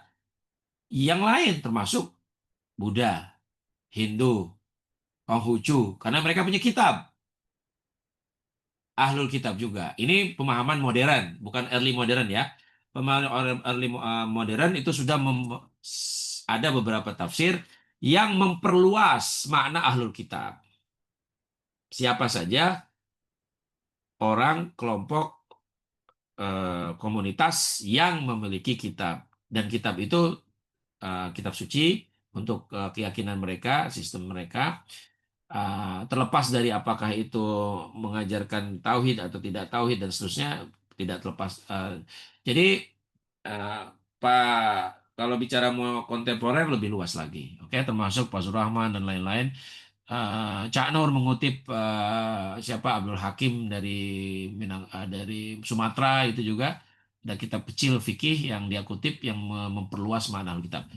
Itu kalau masalah modern dan kontemporer. Sekali lagi kalau early modern, Ottoman, dan Anda pahami juga ya, kebijakan Ottoman itu juga tidak satu ya, Kang Firdan. Coba nanti dilihat ada nggak perbedaan atau keragaman memahami Ahlul Kitab pada masa itu gitu. Tadi kan disebutkan salah satunya mereka memahami Ahlul Kitab tidak termasuk Yahudi Nasrani yang tidak mempunyai Umar Covenant tadi. Bagaimana yang lain? Apakah itu terjadi perdebatan nggak itu? Saya tertarik itu, Mas Fidan, karena saya tidak bisa bahasa Turki, tidak bahasa apa namanya Ottoman.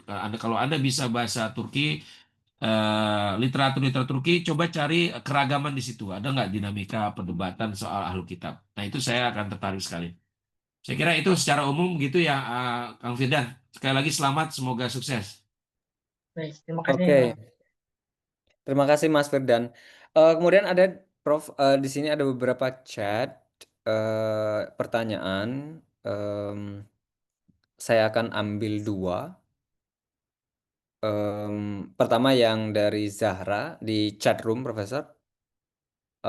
Dari Zahra di Jakarta. Pertanyaannya ada dua pertanyaan. Jika Al-Quran membedakan antara Muslim sebagai identitas formal dan mukmin sebagai keyakinan batiniah, apakah perintah yang ditujukan kepada mukmin juga berlaku bagi individu yang beriman tetapi tidak mengidentifikasi diri sebagai Muslim? Gimana nih, Prof? Ya, ini pertanyaan Zahra bagus ya. Ini kalau kita menganggap Quran itu wahyu untuk segala tempat dan zaman, ya. Kalau kita meyakini bahwa Quran itu berbicara kepada semua manusia terlepas dari tempat, dan zaman setelah zaman Nabi, maka kalau ini ya, maka jawabannya ya. Jadi setiap orang yang beriman dia bisa menjadi mukhotob, menjadi audiens dari perintah-perintah, ajakan-ajakan Al-Quran. Jadi Anda, meskipun Anda tidak atau orang tidak mengidentifikasi mereka sebagai Muslim pengikut, dalam konteks Muslim sebagai pengikut syariat Nabi Muhammad Shallallahu Alaihi Wasallam, mereka bisa menjadi audiens, mereka bisa belajar dari Quran, mereka bisa menjadi bagian. Misalnya, ya alladzina amanu, ya, kemudian mereka kutiba alaikumusiyam kama kutiba, misalnya puasa, mereka bisa puasa gitu, mereka bisa puasa. Nah, masalahnya adalah puasa yang dilakukan oleh sekarang bukan masalah ya. Poinnya adalah, pertanyaannya adalah puasa yang dilakukan oleh umat Islam sekarang dalam konteks pengikut syariat Muhammad itu yang pada bulan Ramadan, 29 hari dan seterusnya gitu. Ya. Jadi kalau misalnya ada ajakan untuk saum, ya, kemudian mereka ada Nasrani tapi mereka merasa beriman atau yakin mereka beriman, kemudian mereka puasa, itu ada. Buktinya apa dalam kenyataan sehari? Ada. Di Amerika ada mahasiswa saya, teman-teman saya, yang mereka secara identifikasi bukan Muslim, ya, tidak mengikuti dalam konteks seperti kita Muslim gitu, dalam sebagai identitas tadi, tapi mereka puasa, ikut puasa, ya, mereka juga uh, apa namanya puasa seperti kita puasa. Jadi itu ada. Jadi pertanyaannya kembali kepada kondisinya seperti apa. Dan kalau menurut saya, nah ini poin yang kedua yang ingin saya sampaikan. Memang Quran itu berbicara kepada siapapun sebetulnya. Hmm. Jadi, berbicara kepada siapapun, kepada orang seperti John Esposito, seperti seperti Reynolds, ya. Ya. Karena ada banyak sekali ya non-Muslim. Kita anggap sebagai non-Muslim gitu ya di dalam konteks tadi yang saya sudah sebutkan dia. Tapi mereka membaca Quran loh. Hmm. Dan mereka eh, terinspirasi dari banyak ajaran Quran dan mereka mengamalkannya loh. Saya contohkan, ini kebetulan saya tahu guru saya di Edinburgh, Montgomery Watt, ya. Ya. Itu Anda bisa baca itu bagaimana dia terinspirasi dari ajaran tauhid, ya, sehingga dia kemudian meredefinisi ajaran Trinitas Kristen dia dengan ajaran tauhid. Dan dia ketika wafat, ya, dia euloginya itu kutipan ayat-ayat Quran selain kutipan dari Injil atau Perjanjian Baru, ya, karena dia merasa Quran juga berbicara kepada dirinya. Ini contoh saja ya, dan banyak yang lain. Mungkin dalam konteks Indonesia juga banyak. Saya yakin teman-teman Nasrani yang membaca Quran. Mungkin mereka tidak disebarkan ke publik atau secara individu mereka juga baca. Yang saya tahu itu Ahok itu baca Quran loh. Ya. Jadi benar pengakuan dia ya. Saya baca Ya, Quran. di Guru penjara. dia, ya. Ini contoh saja. Jadi dia merasa mungkin tidak semuanya dia kemudian apa ya ambil dan seterusnya. Tapi itu menurut saya menarik. Pertanyaan ini menarik. Terima kasih ya, Zara. Silakan yang lain. Atau selanjutnya Eh, silakan. ini dari eh, Mahfud, em, tentang ketegangan, ini Prof, tentang ketegangan dari tafsir yang berbeda-beda terhadap eh, you know relasi masyarakat ini, relasi Muslim sama non-Muslim, katakanlah beberapa golongan ngomong A, terus beberapa golongan ngomong B. Nah, sama halnya kayak bagaimana hukum Natal misal. Nah, ini merayakan atau mengucapkan Selamat Natal lain itu menimbulkan ketegangan. Hmm. Nah, bagaimana ini menyikapi hal ini untuk kita pribadi begitu? Oh, bagus, bagus, bagus. Bagus sekali. Yang pertama, kita belajar mengapa ada tegang. Mengapa ada ketegangan. Itu satu. Ya, pelajari mengapa ada ketegangan. Apa sebab-sebab tegangnya gitu. Kalau kita tahu sebab-sebab sesuatu, itu kita bisa lebih lebih rileks, ya, lebih adem menerima perbedaan. Jadi itu yang pertama yang ingin saya sampaikan. Jadi kita pahami mengapa terjadi perbedaan itu. Oh, ternyata yang A alasannya ini A, B, C. Yang B alasannya A, B, C. Jadi kita tahu, ketika kita sudah tahu mengapa berbeda, ada yang memahami ayat secara letterlock ya, secara harfiah, ya kan? Ada yang secara kontekstual, konteksnya dipahami, mengapa hadis tertentu misalnya berbicara seperti ini tentang salam ya. Kemudian mengapa dipahami berbeda oleh para sahabat, tapi juga berbeda oleh masyarakat pada masa sekarang. Jadi memahami sebab dari terjadinya konflik atau bukan konflik, lebih kepada perbedaan penafsiran itu membantu kita ya, membantu kita secara pribadi lebih tenang, lebih adem menghadapi perbedaan. Itu yang pertama. Oke. Yang kedua, ya, ini trik saja ketika kita memahami perbedaan. Ini sebetulnya ada dalam fikih al-ikhtilaf ya. Anda bisa baca ini dalam fikih ikhtilaf. Bagaimana sih cara mensikapi perbedaan ikhtilaf dalam hal fikih, dalam hal pemahaman penafsiran, ya, apalagi dalam hal perbedaan agama, itu ada cara-cara trik-trik tertentu kita menyikapinya. Oke? Jadi ada ikhtilaf fil mazahib, ada ikhtilaf fil aqidah, al aqaid, ya, ada ikhtilaf dalam berbagai segi, termasuk ikhtilaf dalam hal hizbi, ya, apa namanya, perbedaan partai politik. Itu sebenarnya ada cara sikap kita bagaimana menghadapinya. Dalam hal perbedaan penafsiran, yang pertama tadi memahami sebab-sebab perbedaan penafsiran, oke. Yang kedua, kita mendahulukan sifat, menurut saya satu sikap yang perlu ini adalah menghindari suuzon. Menghindari suuzon itu artinya apa ya, prejudis ya, prasangka gitu. Menghindari prasangka. Jadi jangan berprasangka orang yang berbeda dari kita itu maksudnya jelek. Jadi kadang-kadang dia berbeda pemahamannya, berarti dia jelek gitu. Kita sudah melakukan judgment, value judgment, bahwa orang pasti jelek kalau pemahamannya berbeda dari saya. Itu jangan. Itu namanya prejudices. Jadi orang yang berbeda dari saya, oke, atau orang yang berbeda pemahamannya dari pemahaman saya, itu tidak harus kita judge, nilai sebagai bad. Ya, sebagai orang, dan kemudian akhirnya saya nggak mau berteman dengan dia, saya unfriend gara-gara dia memahami, menafsirkan sesuatu secara berbeda. Oke, itu yang kedua itu. Jadi hindari sikap suuzon atau prejudis ya, terhadap orang lain yang berbeda. Itu menurut saya membantu kita tenang gitu. Jadi tenang ya. Pokoknya saya berpikir positif saja. Kenapa? Karena faktor pertama, saya tahu mengapa dia berbeda, mengapa ada perbedaan. Jadi memahami penafsiran itu. Yang kedua, menghindari prejudices ya. Ya, yang ketiga saya kira kita terus memperdalam masalah itu. Yang ketiga. Jadi buat diri kita, kan tadi pertanyaannya pribadi ya Mas Mita.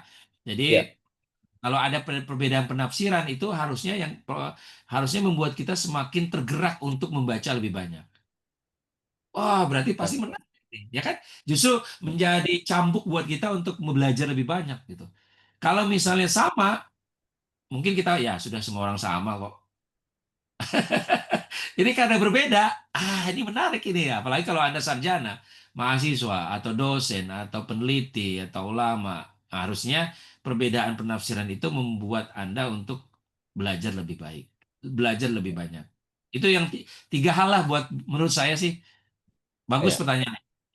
Ya, ini pertanyaan lain dari Faizal Amin. Izin Ya, bertanya, silakan, Prof, silakan. bagaimana rekonstruksi konsep klasik Darul Islam dan Darul Harb mempengaruhi paradigma hubungan antara Muslim dan non-Muslim, khususnya dalam konteks perdamaian dan koeksistensi sosial. Bagaimana ini Oh, baik. memaknai ulang dari Darul Islam dan Darul Harb?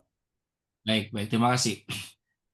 Darul Islam, Darul Harb itu dalam konteks abad pertengahan, ketika beberapa pemimpin Muslim itu ya, mereka harus memproteksi dan mengekspansi ya, memperluas dan kemudian harus berhubungan dengan negeri-negeri yang belum masuk Islam, dan yang belum masuk Islam itu ada yang mereka kategorisasikan, ada yang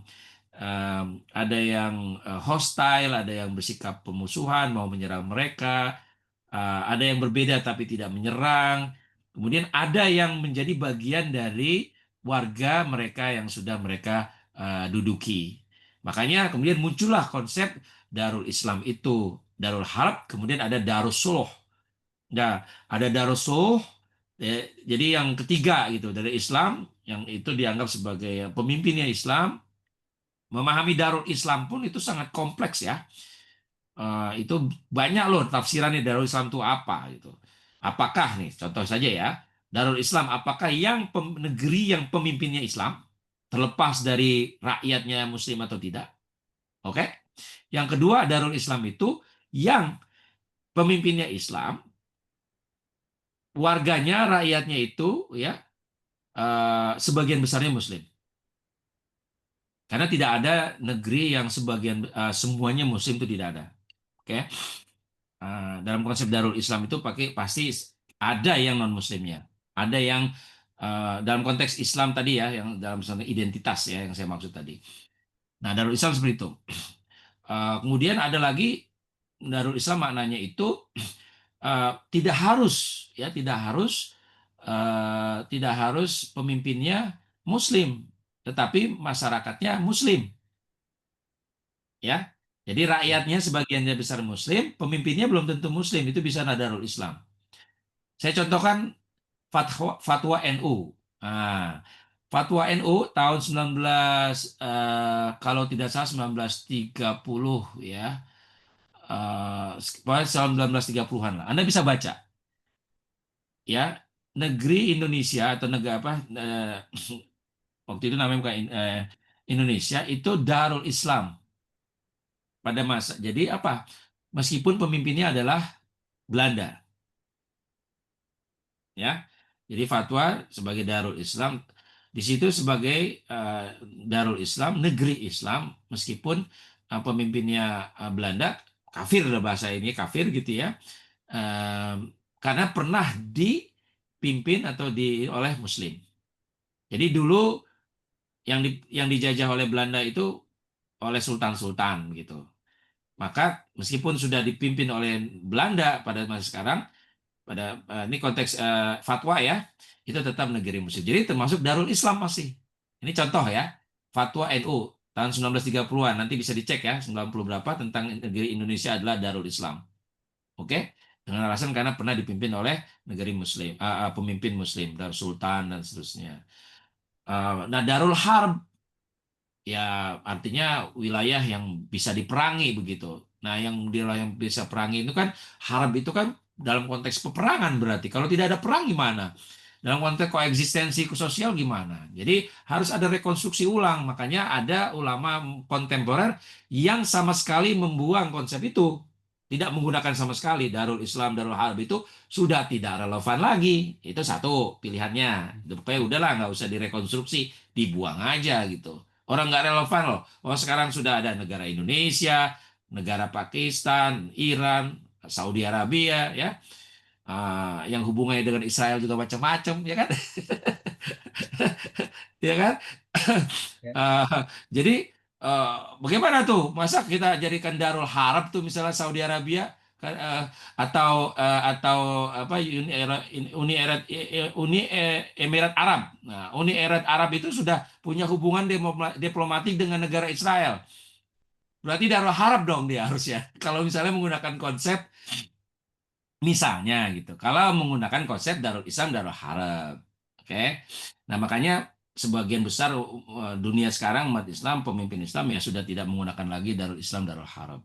Karena dari negara-negara PBB itu sudah lebih kepada OKI sekarang, Kongres Islam itu. Dan OKI itu kan yang mayoritasnya Islam. Berarti negara-negara mayoritas Islam atau negara-negara yang punya konstitusinya Islam, kan menarik itu jadi. Gimana itu Ya. sekarang? Anda yang tertarik dengan persoalan hubungan internasional, ilmu politik, ini menarik ini. Tapi itu menurut saya ya, sekedar menanggapi pertanyaan itu, kalau dalam konteks perdamaian dunia, ya sudah terima saja negara bangsa itu satu. Negara bangsa sudah ada gitu. Ya, Indonesia sudah 1945, kemudian sudah kita rayakan rame-rame ya 17 Agustus kemarin. Jangan lagi di ini kan lah, jangan nggak usah ditolak lah itu. Nggak, jangan bukan negara baru lah, jangan, nggak, atau keluar dari negara janganlah. Ah, dalam konsep perdamaian dunia sekarang bagaimana sebagai negara Indonesia, sebagai negara Pakistan, Qatar dan sebagainya lah. Qatar itu ibu kota ya. Apa namanya itu kita jadi hubungan internasional, diplomasi internasional berdasarkan negara, ada menteri luar negerinya dan seterusnya ya. Toh itu juga dulu zaman dulu juga ada pada masa abad pertengahan juga ada yang disebut sebagai sebagai hubungan keluarnya ada ya kan. Diplomasi. Jadi itu namanya diplomasi internasional, rekonstruksi pemikiran politik Islam masa sekarang. Wah, itu menarik itu untuk sebuah proyek disertasi atau research. Oke ya, jadi kalau rekonstruksi untuk konteks perdamaian, dalam konteks negara bangsa, saya kira tinggal dilanjutkan saja, tinggal diperbaiki, tidak usah mengusung khilafah atau khalifah kayak masa lalu, nggak usah balik-balik lagi, capek ya. Balik-balik lagi ke khilafah, hidupkan khilafah, nggak tahu sejarahnya itu khilafah seperti apa. Jadi terima saja nation state, negara bangsa, kita isi negara bangsa dengan nilai-nilai Islam, ya, dengan gerakan-gerakan keislaman, menurut saya itu sudah untuk kepentingan perdamaian dan koeksistisi sosial. Jadi sudah ada pengakuan dari dunia sehingga kita bangun negara bangsa ini dengan sebaik-baiknya. Saya kira itu untuk perdamaian dan koeksistensi sosial itu eh, lebih kepada eh, konsep kewargaan, ya, al-muwatonah. Ya, Hmm. kalau menurut pemikir Fahmi Al-Huwaidi itu eh, eh, muwatinun lazimiyun gitu. Al-muwatinun, nahnu muwatinun lazimiyun. Kita ini warga negara bukan zimmi. Atau begitu konsepnya kayak gitu, kurang lebih kayak gitulah slogannya. Kita ini sekarang warga negara, bukan lagi Ya. zimmi, bukan lagi dalam konteks ahlul zimmah, bukan lagi dalam konteks Darul Islam dan Darul Harb. Bagus pertanyaannya. Terima kasih Prof. Pertanyaan tadi sekaligus menjadi pertanyaan terakhir. Dan dari wah banyak sekali kita diskusi 2 jam ini, sangat-sangat komprehensif dan mendalam. Terima kasih kepada Prof. Ali dan para peserta. Saya juga menyampaikan salam dari Ketua PCNU AS Kanada, Mas Anas. Terima kasih beliau mengucapkan terima kasih banyak kepada partisipasi summer course ini yang udah berjalan 8 kali, dan ini sangat sangat mind blowing gitu ya programnya dari PCINU AS Kanada ini. Jarang-jarang orang Indonesia ketemu summer course yang komplit dari ahlinya yang udah bertahun-tahun belajar. Ini sangat-sangat bagus untuk pengetahuan yang ada di Indonesia yang langsung dirasakan oleh partisipasi, dan ini juga di-share nanti linknya. Dan ini menurut saya acara-acara yang ya saya sepakat dengan Prof. Ali tadi perlu didukung terus program-program semacam ini. Terima kasih sekali lagi kepada Prof. Ali dan teman-teman. Saya em, kembalikan kepada tim AS Kanada ya. Saya moderator, saya pamit unduri, saya tutup acaranya. Assalamualaikum warahmatullahi wabarakatuh.